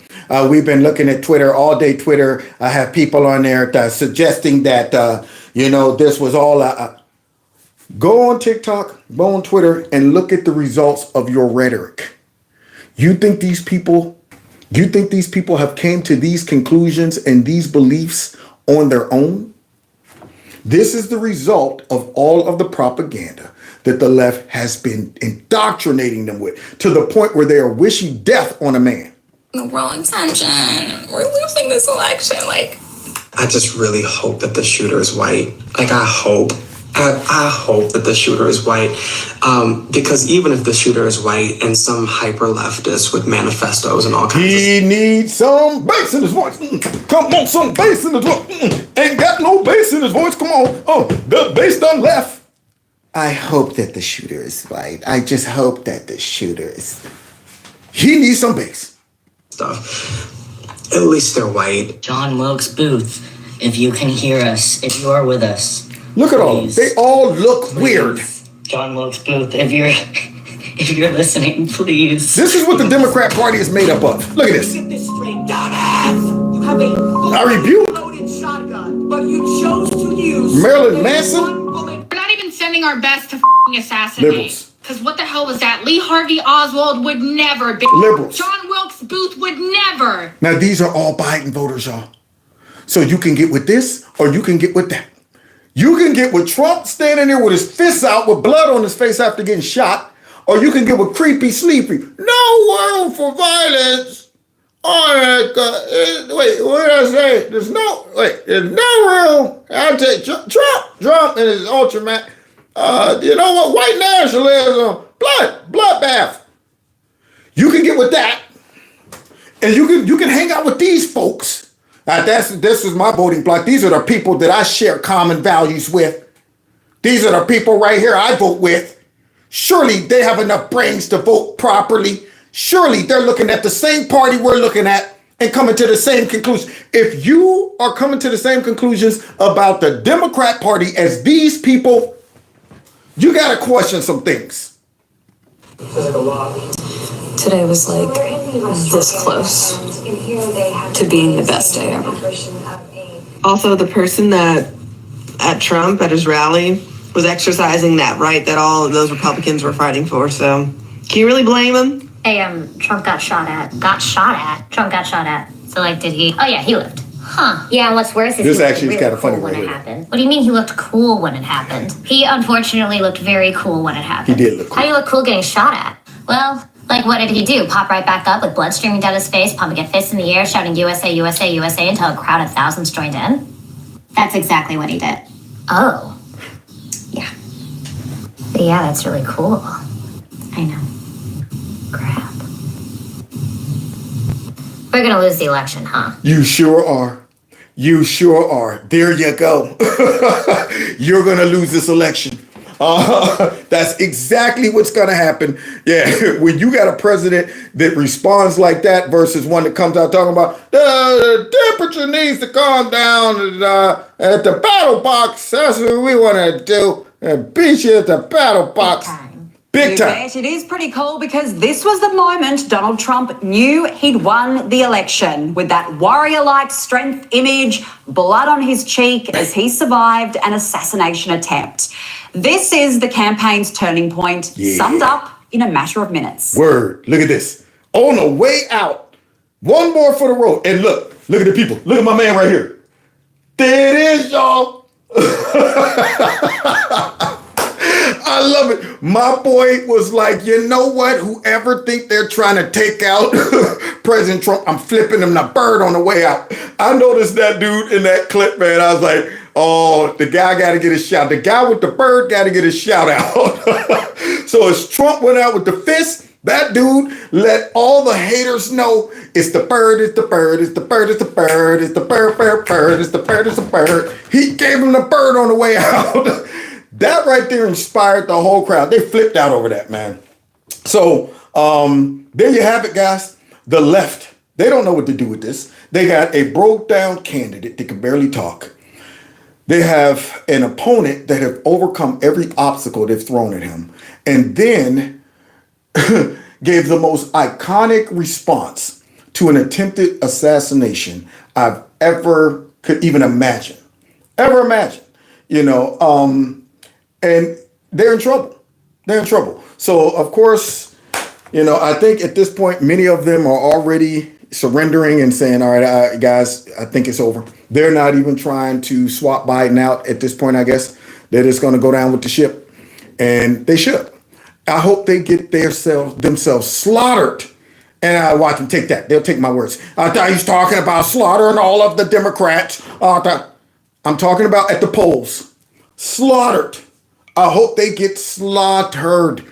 I want them to pay such a price for all the damage they have done, the lives they have destroyed, how much they have set this country back. I want them to take a shellacking at the polls or at the battle box. One or the other. Don't matter. Anyway, so God bless y'all. God bless America.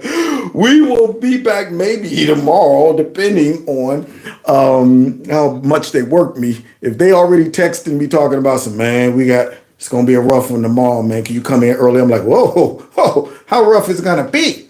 I better eat my spinach. So hopefully, tomorrow I'll have time to come back and have the energy to finish this whole series dealing with this shenanigans. But I'll do my best. Okay. So God bless y'all. Thanks for hanging in there with me. Don't forget to hit the like button on the way out. Subscribe to my alternative channel and all of the other social media platforms. Text MAGA to this number. And if you want to check out Kevin's Corner store, you can do that. And also, please, if you want to donate to the channel, you can do that as well. Other than that, man, we out. Let's get out of here. Ultra MAGA. This is awesome.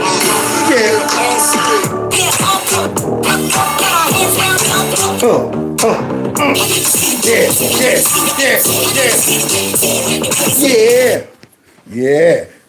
Gizmo wants to get up and then he get concerned once he, easy. I'm fragile. Talk to y'all later.